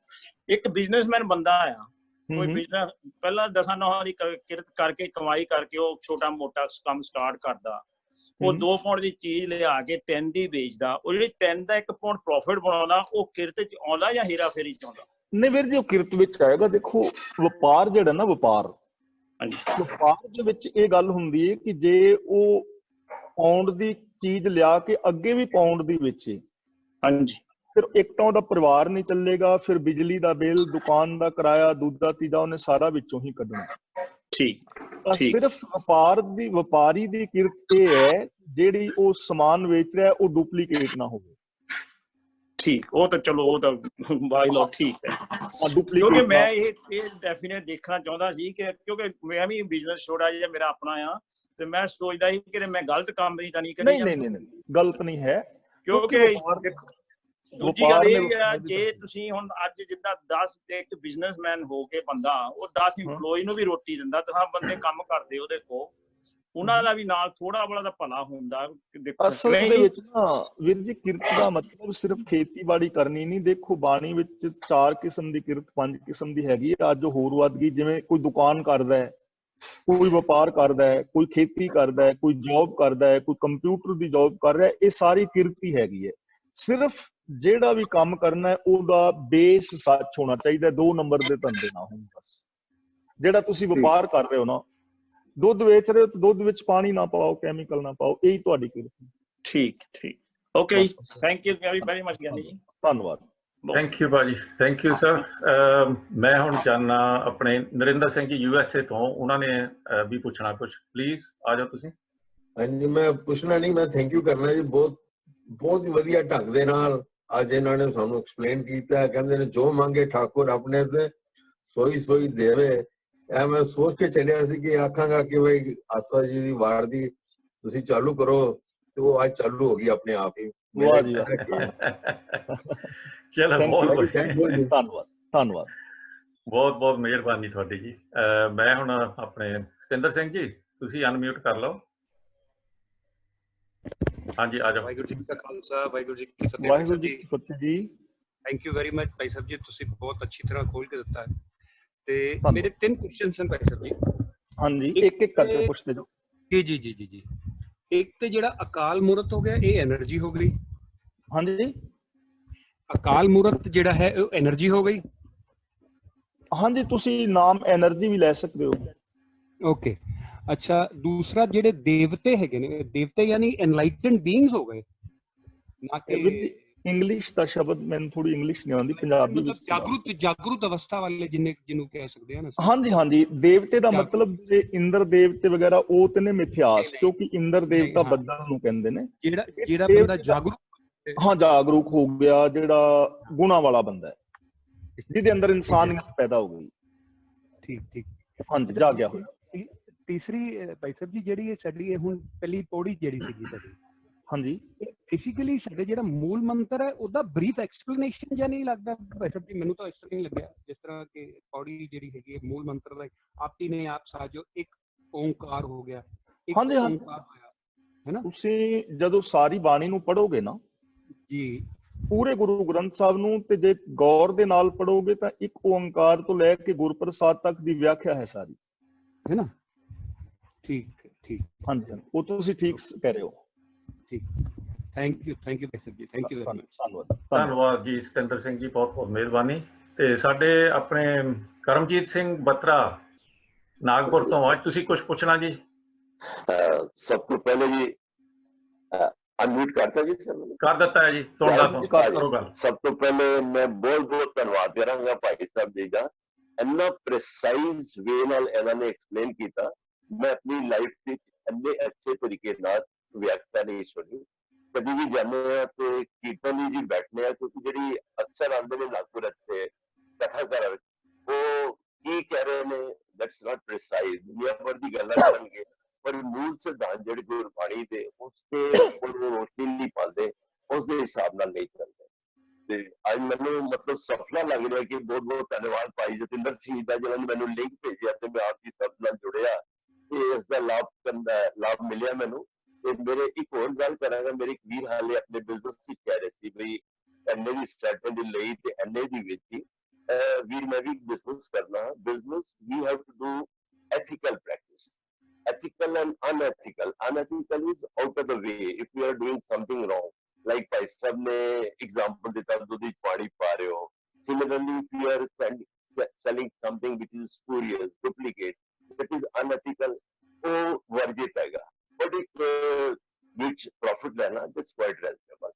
ਤੇ ਮੇਰੇ ਵੱਲੋਂ ਭਾਈ ਸਾਹਿਬ ਨੂੰ ਬਹੁਤ ਬਹੁਤ ਧੰਨਵਾਦ ਤੇ ਆਈ ਹੋਪ ਕਿ ਆਪ ਜੀ ਦੇ ਤਰੀਕੇ ਨਾਲ ਸਾਡੇ ਲਾਖੋਂ ਵੀ ਪ੍ਰਚਾਰਕ ਆਣ ਕਿ ਅੱਜ ਕੱਲ੍ਹ ਦੀ ਜਿਹੜੀ ਸਾਡੀ ਯੁਵਾ ਪੀੜ੍ਹੀ ਹੈਗੀ ਉਹ ਇਸ ਕਰਕੇ ਨਹੀਂ ਆ ਕੇ ਦੀਵਾਨ ਵਿੱਚ ਬੈਠਦੇ ਕਿ ਦੇ ਐਕਸਪੈਕਟ ਸਮਥਿੰਗ ਪਰ ਇੱਕ ਪ੍ਰੀਸਾਈਜ਼ਲੀ ਗੱਲ ਕੀਤੀ ਜਾਏ ਗੁਰਮਤ ਬਾਰੇ ਅਸੀਂ ਕਹਿੰਦੇ ਉਹ ਜੁੜਦੇ ਨਹੀਂ ਆ ਬੇਸਿਕਲੀ ਸਾਡੇ ਕੋਲ ਕਮੀ ਹੈਗੀ ਪ੍ਰਚਾਰਕ ਦੀ ਕਿ ਜਿਹੜੇ ਆ ਕੇ ਸਹੀ ਤਰੀਕੇ ਨਾਲ ਦੱਸਣ ਕਿ ਕੀ ਗੁਰਮਤ ਹੈਗੀ ਕਿ ਵਾਟ ਆਰ ਦਾ ਗਾਈਡਲਾਈਨ ਕਿ ਤੁਸੀਂ ਫੋਲੋ ਕਰਨਾ ਪਲੀਜ਼ ਧੰਨਵਾਦ ਧੰਨਵਾਦ ਧੰਨਵਾਦ ਪ੍ਰਭਜੀਤ ਸਿੰਘ ਜੀ ਤੁਹਾਡਾ ਬਹੁਤ ਬਹੁਤ ਧੰਨਵਾਦ ਤੁਸੀਂ ਬਹੁਤ ਵਧੀਆ ਤਰੀਕੇ ਦੇ ਨਾਲ ਆਪਣਾ ਐਕਸਪਲੇਨ ਕਰ ਦਿੱਤਾ ਜੀ ਤੇ ਮੈਂ ਆਸ ਕਰਦਾ ਹਾਂ ਕਿ ਤੁਸੀਂ ਜਿੱਦਾਂ ਤੁਹਾਨੂੰ ਲਿੰਕ ਭੇਜਿਆ ਗਿਆ ਤੁਸੀਂ ਵੀ ਥੋੜਾ ਜਿਹਾ ਅੱਗੇ ਲਿੰਕ ਭੇਜੋ ਆਪਣੇ ਯਾਰਾਂ ਦੋਸਤਾਂ ਨੂੰ ਲਿੰਕ ਜਿਹੜਾ ਹੈਗਾ ਇਹ ਲਿੰਕ ਹੈ ਜੀ ਰੋਜ਼ ਇਸ ਵੇਲੇ ਜਿਹੜੀ ਕਥਾ ਹੁੰਦੀ ਹੈ ਜੀ ਇਹ ਲਿੰਕ ਹੈ ਜਿਨ੍ਹਾਂ ਨੂੰ ਵੀ ਤੁਸੀਂ ਭੇਜੋਗੇ ਉਹ ਸਾਰਿਆਂ ਨੂੰ ਵੈਲਕਮ ਹੈ ਜੀ ਜਰੂਰ ਜਰੂਰ ਮੇਰੇ ਜਿੰਨੇ ਲਾਈਕ ਮਾਈਂਡਡ ਹੈਗੇ ਮੈਂ ਸਭ ਨੂੰ ਜਰੂਰ ਭੇਜਾਂਗਾ ਪਲੀਜ਼ ਹਾਂਜੀ ਸਾਰੇ ਲਾਹਾ ਲੈ ਲੈਣ ਇਸ ਚੀਜ਼ ਸੇਮ ਟਾਈਮ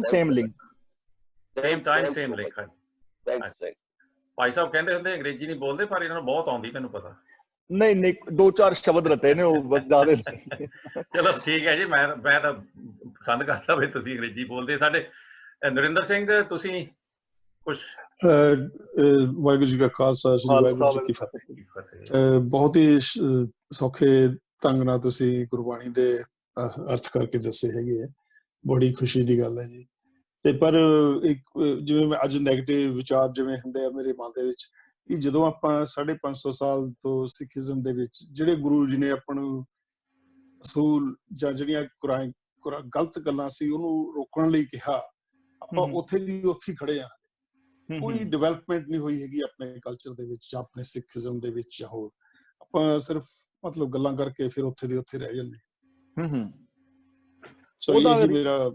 ਉਹਦਾ ਰੀਜ਼ਨ ਵੀਰ ਜੀ ਇਹ ਹੈਗਾ ਕਿ ਜਦੋਂ ਬਾਬਾ ਬੰਦਾ ਸਿੰਘ ਬਹਾਦਰ ਤੱਕ ਸਾਰਾ ਕੁਝ ਠੀਕ ਸੀ ਹਨਾ ਉਸ ਤੋਂ ਬਾਅਦ ਸਿੱਖ ਚਲੇ ਗਏ ਜੰਗਲਾਂ ਦੇ ਵਿੱਚ ਤੇ ਉਹਨਾਂ ਨੂੰ ਜੰਗ ਲੜਨੇ ਪਏ ਤੇ ਜਿਹੜੇ ਗੁਰਦੁਆਰੇ ਸਾਹਿਬਾਨ ਸੀ ਉਹ ਮਹੰਤਾਂ ਦੇ ਔਰ ਉਦਾਸੀਆਂ ਦੇ ਹੱਥ ਆ ਗਏ ਤੇ ਉਦੋਂ ਇਹ ਸਾਰੀਆਂ ਜਿਹੜੀਆਂ ਮਨਮਤਾਂ ਵਿੱਚ ਆਉਂਦੀਆਂ ਤੇ ਫਿਰ ਅਸੀਂ ਉਸੇ ਪਾਸੇ ਉਲਝਦੇ ਚਲੇ ਗਏ ਤੇ ਉਹ ਸੱਚ ਤੋਂ ਅਸੀਂ ਦੂਰ ਹੁੰਦੇ ਜ਼ਰੂਰਤ ਹੈਗੀ ਜਾਗਰਤ ਹੋ ਕੇ ਜਿਸ ਬੰਦੇ ਨੂੰ ਪਤਾ ਹੈ ਤੇ ਉਹ ਇਸ ਪਾਸੇ ਯਤਨ ਕਰਨ ਅਸੀਂ ਜਿਹੜੇ ਭੈਣ ਭਰਾ ਹੈਗੇ ਆ ਤਾਂ ਅਸੀਂ ਕਿਤੇ 2-3-4 ਘਰਾਂ ਦੀ ਕਲੋਨੀ ਬਣਾਈਏ ਤੇ ਉਸ ਕਲੋਨੀ ਦੇ ਵਿੱਚ ਅਸੀਂ 2-3-4 ਬੰਦੇ ਇਸ ਤਰ੍ਹਾਂ ਵਰਤਨ ਦਾ ਯਤਨ ਕਰੀਏ ਤਾਂ ਹੌਲੀ ਹੌਲੀ ਹੋ ਸਕਦਾ ਹੈ ਥੋੜੇ ਰੂਪ ਤੋਂ ਸਾਨੂੰ ਸ਼ੁਰੂ ਕਰਨਾ ਪਵੇਗਾ ਆਪਾਂ ਇਹਦੇ ਬਾਰੇ ਕੱਲ ਪਰਸੋਂ ਗੱਲ ਕਰਾਂਗੇ ਧੰਨਵਾਦ ਥੈਂਕ ਯੂ ਜੀ ਸਾਡੇ ਉਲਝਣ ਦਾ ਹੋਰ ਵੀ ਹੈਗਾ ਪ੍ਰੋਬਲਮ ਕਿ ਜਿਹੜੀ ਤੁਸੀਂ ਵਿਆਖਿਆ ਕਰਦੇ ਸੀ ਨਾ ਖੇਤੇ ਅੰਦਰ ਛੁੱਟੀਆਂ ਕਹੋ ਨਾਨਕ ਸੋ ਨਾ ਕਿਉਂਕਿ ਉਹਦੇ ਵਿੱਚ ਸਾਡੀ ਅਗਿਆਨਤਾ ਕਰਕੇ ਤਾਂ ਸਾਡੇ ਬਾਬਿਆਂ ਨੇ ਸਾਨੂੰ ਇੱਕਦਮ ਪਕੜ ਲਿਆ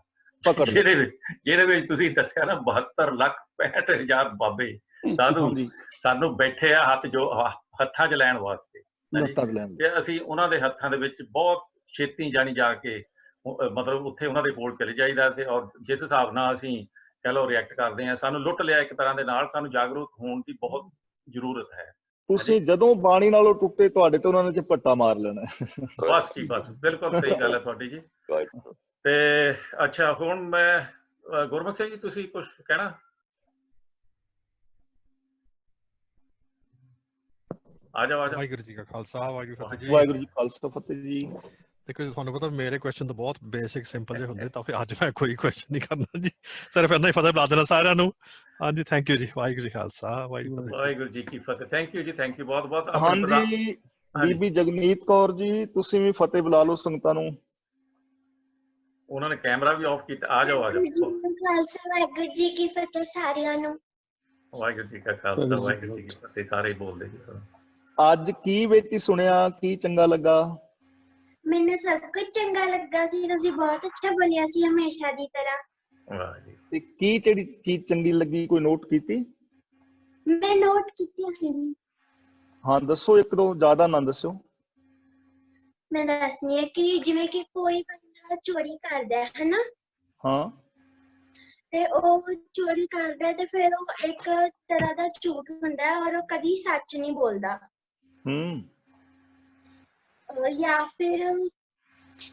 ਜਾਂ ਫਿਰ ਅਸੀਂ ਕਿਸੇ ਨਾਲ ਗੱਲ ਕਰ ਰਹੇ ਹਾਂ, ਜਿਵੇਂ ਕਿ ਅਸੀਂ ਕਿਸੇ ਨਾਲ ਗੱਲ ਕਰ ਰਹੇ ਹਾਂ ਪਰ ਅਸੀਂ ਉਹਦੇ ਨਾਲ ਗੱਲ ਨਹੀਂ ਕਰਨਾ ਚਾਹੁੰਦੇ, ਤੇ ਉਹ ਗਲਤ ਚੀਜ਼ ਹੁੰਦੀ ਹੈ ਔਰ ਉਹ ਝੂਠ ਦੀ ਤਰ੍ਹਾਂ ਹੀ ਹੁੰਦਾ ਹੈ। ਠੀਕ ਹੈ, ਥੈਂਕ ਯੂ ਸੋ ਮਚ।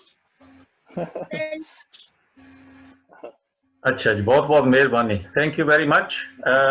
ਹੋਰ ਤਾਂ ਮੇਰੇ ਖਿਆਲ ਦੇ ਵਿੱਚ ਆਪਣੇ ਪ੍ਰਧਾਨ ਸਾਹਿਬ ਤੁਸੀਂ ਆ ਜਾਓ। ਖਾਲਸਾ ਵਾਹਿਗੁਰੂ ਜੀ ਕੀ ਫਤਿਹ। ਵਾਹਿਗੁਰੂ ਜੀ ਕੀ ਫਤਿਹ ਜੀ। ਅੱਜ ਇਹ ਹੈ ਕਿ ਇਹਨਾਂ ਨੇ ਬਹੁਤ ਸੋਹਣੀ ਵਿਆਖਿਆ ਮੂਲ ਮੰਤਰ ਪਲੱਸ ਜਿਹੜੀ ਆਪਣੇ ਸ਼ਲੋਕ ਪਹਿਲੇ ਤੋਂ ਚੱਲੇ ਆ, ਪਰ ਮੇਰੀ ਇੱਕ ਬੇਨਤੀ ਸਾਰਿਆਂ ਅੱਗੇ ਹੈ ਕਿ ਜੇ ਆਪਾਂ ਕੁਝ ਆਪਣੇ ਜੀਵਨ ਦੇ ਵਿੱਚ ਕੋਈ ਚੇਂਜ ਲਿਆਉਣੀ ਆ ਤੇ ਇਹਨੂੰ ਧਿਆਨ ਨਾਲ ਥੋੜੇ ਥੋੜੇ ਸੁਣਿਓ ਤੇ ਇਹਨੂੰ ਅਗਰ ਪ੍ਰੈਕਟੀਕਲ ਸ਼ੇਪ ਦੇਣ ਦੀ ਵੀ ਕੋਸ਼ਿਸ਼ ਕਰਿਓ ਹਰ ਰੋਜ਼। ਜਿਹੜਾ ਮੰਤਰ ਹੈ, ਕੋਈ ਵੀ ਤੁਸੀਂ ਸਵੇਰੇ ਉੱਠਦੇ ਆ ਤੇ ਅਗਰ ਉੱਠ ਕੇ ਜਿਹੜਾ ਵੀ ਕੰਮ ਸ਼ੁਰੂ ਕਰਦੇ ਆ ਪਹਿਲਾਂ ਮੂਲ ਮੰਤਰ ਜ਼ਰੂਰ ਪੜ੍ਹਿਆ ਕਰੋ। ਐਟਲੀਸਟ ਤੁਹਾਨੂੰ ਮੂਲ ਮੰਤਰ ਬਾਰੇ ਕੀ ਮਤਲਬ ਹੈ ਹਰ ਰੋਜ਼ ਪ੍ਰੈਕਟਿਸ ਕਰਨ ਦੇ ਨਾਲ, ਕਿਉਂਕਿ ਜਿੰਨਾ ਗੁਰੂ ਗ੍ਰੰਥ ਸਾਹਿਬ ਆ ਜਾਂ ਸਾਰੀ ਵਾਰ ਜਿਹੜੀ ਹੈ it's only way of life. ਆਪਾਂ ਕਿੱਦਾਂ ਆਪਣੀ ਲਾਈਫ ਨੂੰ ਚੰਗਾ ਸਿੱਜਾ ਬਣਾਉਣਾ ਅੰਦਰੋਂ ਵੀ ਤੇ ਬਾਹਰੋਂ ਵੀ। ਪਰ ਇਹ ਚੀਜ਼ਾਂ ਜੇ ਆਪਾਂ ਲਾਗੂ ਕਰਾਂਗੇ, ਸੁਣ ਤਾਂ ਹੀ ਸੀਮਿਤ ਨਾ ਰਹੋ ਬਈ, ਤੇ ਇਹਨੂੰ ਪ੍ਰੈਕਟੀਕਲ ਸ਼ੇਪ ਦਿਓ। ਅੱਜ ਇਹਨਾਂ ਨੇ ਅਗਰ ਉਹਨਾਂ ਨੇ ਬੜੇ ਵਿਆਖਿਆ ਰੂਪ ਤੁਹਾਨੂੰ ਅਗਰ ਦੱਸਿਆ ਕਿ ਇਹਨੂੰ ਕਿਵੇਂ ਫੋਲੋ ਕਰਨਾ, ਕੀ ਮਤਲਬ ਧਰਮ ਕੀ ਹੈ, ਧਰਮ ਨੂੰ ਤੇ ਕਿਵੇਂ ਇਹ ਹੈਗਾ ਦੁਨੀਆ ਨਾਲੋਂ, ਜਿਸ ਤਰ੍ਹਾਂ ਅਗਰ ਆਪਣੇ ਕਈਆਂ ਨੇ ਪੁੱਛਿਆ ਵੀ ਹੈਗਾ ਧਰਮ ਸਾਰੇ ਇੱਕੋ ਜਿਹੇ ਹੀ ਆ ਤੇ ਇਹਦੇ ਵਿੱਚ ਕਿਉਂ ਵੱਖਰਾ ਆ, ਕਿਉਂ ਇਹਨਾਂ ਨੇ ਗੁਰੂ ਨਾਨਕ ਦੇਵ ਜੀ ਨੇ ਜੋ ਜਿੰਨੀ ਵੀ ਬਾਣੀ ਰਚੀ ਆਪ ਤੇ ਕਲੀ ਰਚੀ ਨਹੀਂ ਹੈ, ਕਰਕੇ ਦਿਖਾਈ ਹੈ। ਤੇ ਬਾਅਦ ਦੇ ਵਿੱਚ ਇਹ ਹੈ ਵੀ ਆਪ ਦੇ ਤੇ ਖੇਤੀ ਵੀ ਕੀਤੀ ਹੈ, ਜਿੰਨਾ ਵੀ ਅਗਰ ਇਹਨਾਂ ਨੇ ਗਿਆਨ ਲਿਖਿਆ, ਗਿਆਨ ਨੂੰ ਵਰਤ ਕੇ ਆਪ ਹੰਢਾ ਕੇ ਲੋਕਾਂ ਤੇ ਇੱਕ ਐਗਜ਼ਾਮਪਲ ਬਣਾ ਕੇ ਲੋਕਾਂ ਨੂੰ ਦੱਸਿਆ ਵੀ ਆਹ ਲਾਈਫ ਹੈ। ਤੇ ਇਹੋ ਜਿਹੀ ਆਪਾਂ ਲਾਈਫ ਜਿੱਦਾਂ ਗੁਰੂ ਨਾਨਕ ਦੇ ਫੁੱਟਸਟੈਪ ਤੇ ਚੱਲਦਿਆਂ ਹੋਇਆ ਤੇ ਇਹ ਉਦਾਂ ਦੀ ਆਪਾਂ ਲਾਈਫ ਬਤੀਤ ਆਪਾਂ ਕਰਨਾ ਚਾਹੁੰਦੇ ਹਾਂ। ਜੇ ਆਪਾਂ ਕਰਨਾ ਚਾਹੁੰਦੇ ਹਾਂ ਤੇ ਆਹ ਜਿਹੜੀ ਆਸਾ ਦੀ ਵਾਰ ਇਹ ਹੈਗਾ ਸਾਰਿਆਂ ਦੇ ਅੱਗੇ ਬੇਨਤੀ ਹੈ, ਧਿਆਨ ਨਾਲ ਸੁਣ ਕੇ ਤੇ ਲਾਗੂ ਕਰਕੇ ਤੁਸੀਂ ਅੱਜ ਜਿਹੜੀ ਪੜ੍ਹੀ ਆ ਜੇ ਅਸੀਂ ਆਪਣੇ ਨੂੰ ਕੱਲ ਨੂੰ ਅਗਰ ਅਸੀਂ ਇਹ ਸੁਣੋਗੇ ਕੀ ਹੈਗਾ, ਅਸੀਂ ਇਹ ਜਿਹੜਾ ਲੈਸਨ ਪਹਿਲਾਂ ਸੀ ਕਿ ਸਾਡੇ ਅੰਦਰ ਹੈ ਬੈਠਾ, ਕੀ ਅਸੀਂ ਇਹਨੂੰ ਇਹਦੇ ਮੁਤਾਬਕ ਚੱਲਦੇ ਹਾਂ ਕਿ ਜੇ ਤੇ ਇੱਦਾਂ ਸਟੈਪ ਬਾਏ ਸਟੈਪ ਕਰਨਾ ਸ਼ੁਰੂ ਕਰ ਦਿਓਗੇ, ਮੇਰਾ ਖਿਆਲ ਹੈ ਕਿ ਉਹ ਜਿਹੜਾ ਬੇਗਮਪੁਰਾ ਦੀ ਇਹਨਾਂ ਨੇ ਗੱਲ ਕੀਤੀ ਹੈ ਤੇ ਜਾਂ ਹੈਗਾ ਵੀ ਇਸ ਨੂੰ ਇੱਕ ਸਵਰਗ ਤੇ ਉਹ ਇਸ ਸੰਸਾਰ ਦੇ ਵਿੱਚ ਆ ਸਕਦਾ ਤੇ ਇੱਕ ਜਿਹੜੀ ਹੈਗਾ ਸਾਰੀ ਇੱਕ ਵਰਡ ਵੀ ਹੈਗਾ ਦੁਨੀਆ, ਜਿਹੜੀ ਦੁਨੀਆ ਤਾਂ ਆਪਾਂ ਜੇ ਫੈਲਾਵਾਂਗੇ ਇੱਕ ਗੁਆਂਢੀ ਨਾਲ ਤੇ ਲਿੰਕ ਪੈਦਾ ਕਰਾਂਗੇ, ਜਿਸ ਤਰ੍ਹਾਂ ਇੱਕ ਲਿੰਕ ਨੇ ਅੱਜ ਦੂਜੇ ਹੋਰ ਭਾਈ ਸਾਹਿਬ ਰਹੇ ਆ, ਇਸੇ ਤਰ੍ਹਾਂ ਨਾਲ ਜੋੜੋ। ਆਪਾਂ ਆ ਜਿਹੜਾ ਸਿਸਟਮ ਚਲਾਇਆ ਇਹਨਾਂ ਨੇ ਆਪਣੇ ਜੇ ਦੋ ਤਿੰਨ ਹੈਗਾ ਬਹੁਤ ਆਗੂ ਹੈ, ਇਹਨਾਂ ਦੀ ਹੈਗਾ ਮਿਹਰ ਦੇ ਨਾਲ ਚੱਲਿਆ ਤੇ ਇਹਨਾਂ ਆਗੂਆਂ ਦਾ ਵੀ ਧੰਨਵਾਦੀ ਹਾਂ ਤੇ ਨਾਲੇ ਜਿਹੜੇ ਅੱਜ ਜਿਨ੍ਹਾਂ ਨੇ ਵਿਆਖਿਆ ਕੀਤੀ ਗਿਆਨੀ ਹੋਣੀ ਮੋਹਨ ਸਿੰਘ ਨੇ, ਉਹਨਾਂ ਦਾ ਵੀ ਧੰਨਵਾਦੀ ਹਾਂ ਕਿ ਅੱਜ ਸਹੀ ਰਸਤੇ ਤੇ ਆਣ ਕੇ ਅੱਜ ਜਿਹੜੀ ਅੱਜ ਦੀ ਵਿਆਖਿਆ ਮੈਂ ਕਹਿੰਦਾ ਦੁਨੀਆ ਦਾ ਜੇ ਇੱਕ ਪੂਰੀ ਅਗਰ ਜੇ ਆਪਾਂ ਸੁਣ ਲਾਂਗੇ ਇਹ ਚੀਜ਼ ਆਸਾ ਦੀ ਵਾਰ, ਮੈਂ ਕਿ ਆਪਾਂ ਵੀ ਇਹਦਾ ਇੱਕ ਦੇਵਤੇ ਬਣ ਜਾਵਾਂਗੇ। ਜਿਸ ਤਰ੍ਹਾਂ ਪਹਿਲਾ ਸ਼ਲੋਕ ਹੀ ਹੈ ਕਿ ਇੱਕਦਮ ਦੇ ਵਿੱਚ ਸੁਣ ਦੇ ਨਾਲ ਚਾਲੂ ਬਿਲਕੁਲ ਦੇਵਤਿਆਂ ਦਾ ਰੂਪ ਬਣ ਜਾਗੇ ਕਿ ਚੰਗੇ ਗੁਣ ਅਪਣਾਉਣ ਦੀ ਗੱਲ ਹੈ ਤੇ ਪੜ੍ਹਨ ਦੀ ਗੱਲ ਨਹੀਂ ਹੈ। ਪੜ੍ਹਨਾ ਹੋਰ ਹੈ, ਅਪਣਾਉਣਾ ਹੋਰ ਹੈ ਤੇ ਉਸ ਦੇ ਮੁਤਾਬਕ ਚੱਲਣਾ ਤੇ ਸ਼ਾਇਦ ਆਪਾਂ ਵੀ ਪੋਸੀਬਲ ਹੋ ਸਕਦਾ, ਕੋਸ਼ਿਸ਼ ਕਰੀਏ ਤੇ ਉਹਦੀ ਉਹ ਜਿਹੀ ਮੂਰਤ ਬਣ ਜਾਵਾਂਗੇ। ਵਾਹਿਗੁਰੂ ਜੀ ਕਾ ਖਾਲਸਾ, ਸਾਰਿਆਂ ਦਾ ਧੰਨਵਾਦ। ਵਾਹਿਗੁਰੂ ਜੀ ਕੀ ਫਤਿਹ। ਅੱਛਾ ਜੀ, ਮੇਰਾ ਖਿਆਲ ਹੁਣ ਹੋਰ ਤਾਂ ਕੋਈ ਕੁਐਸਚਨ ਨਹੀਂ ਹੈਗਾ, ਸਾਰੇ ਮਿਊਟਡ। ਹਾਂਜੀ ਹਾਂਜੀ ਹਾਂ ਨਹੀਂ ਹੈ ਮੇਰੇ ਖਿਆਲ।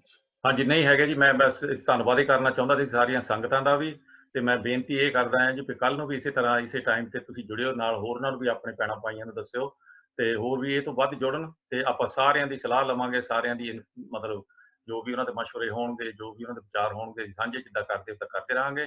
ਇੱਥੇ ਆਪਾਂ ਹੁਣ ਸਮਾਪਤੀ ਕਰਦੇ ਹਾਂ ਜੀ। ਕੱਲ ਤੱਕ ਕਿਸੇ ਵਿਸ਼ੇ ਨੂੰ ਕੱਲ ਨੂੰ ਲੈ ਕੇ ਆਵਾਂਗੇ, ਗਾਹਾਂ ਅੱਗੇ ਤੋਰਾਂਗੇ ਜੀ। ਤੇ ਤਦ ਤੱਕ ਬੁਲਾਓ ਜੀ ਫਤਿਹ। ਵਾਹਿਗੁਰੂ ਜੀ ਕਾ ਖਾਲਸਾ, ਵਾਹਿਗੁਰੂ ਜੀ ਕੀ ਫਤਿਹ।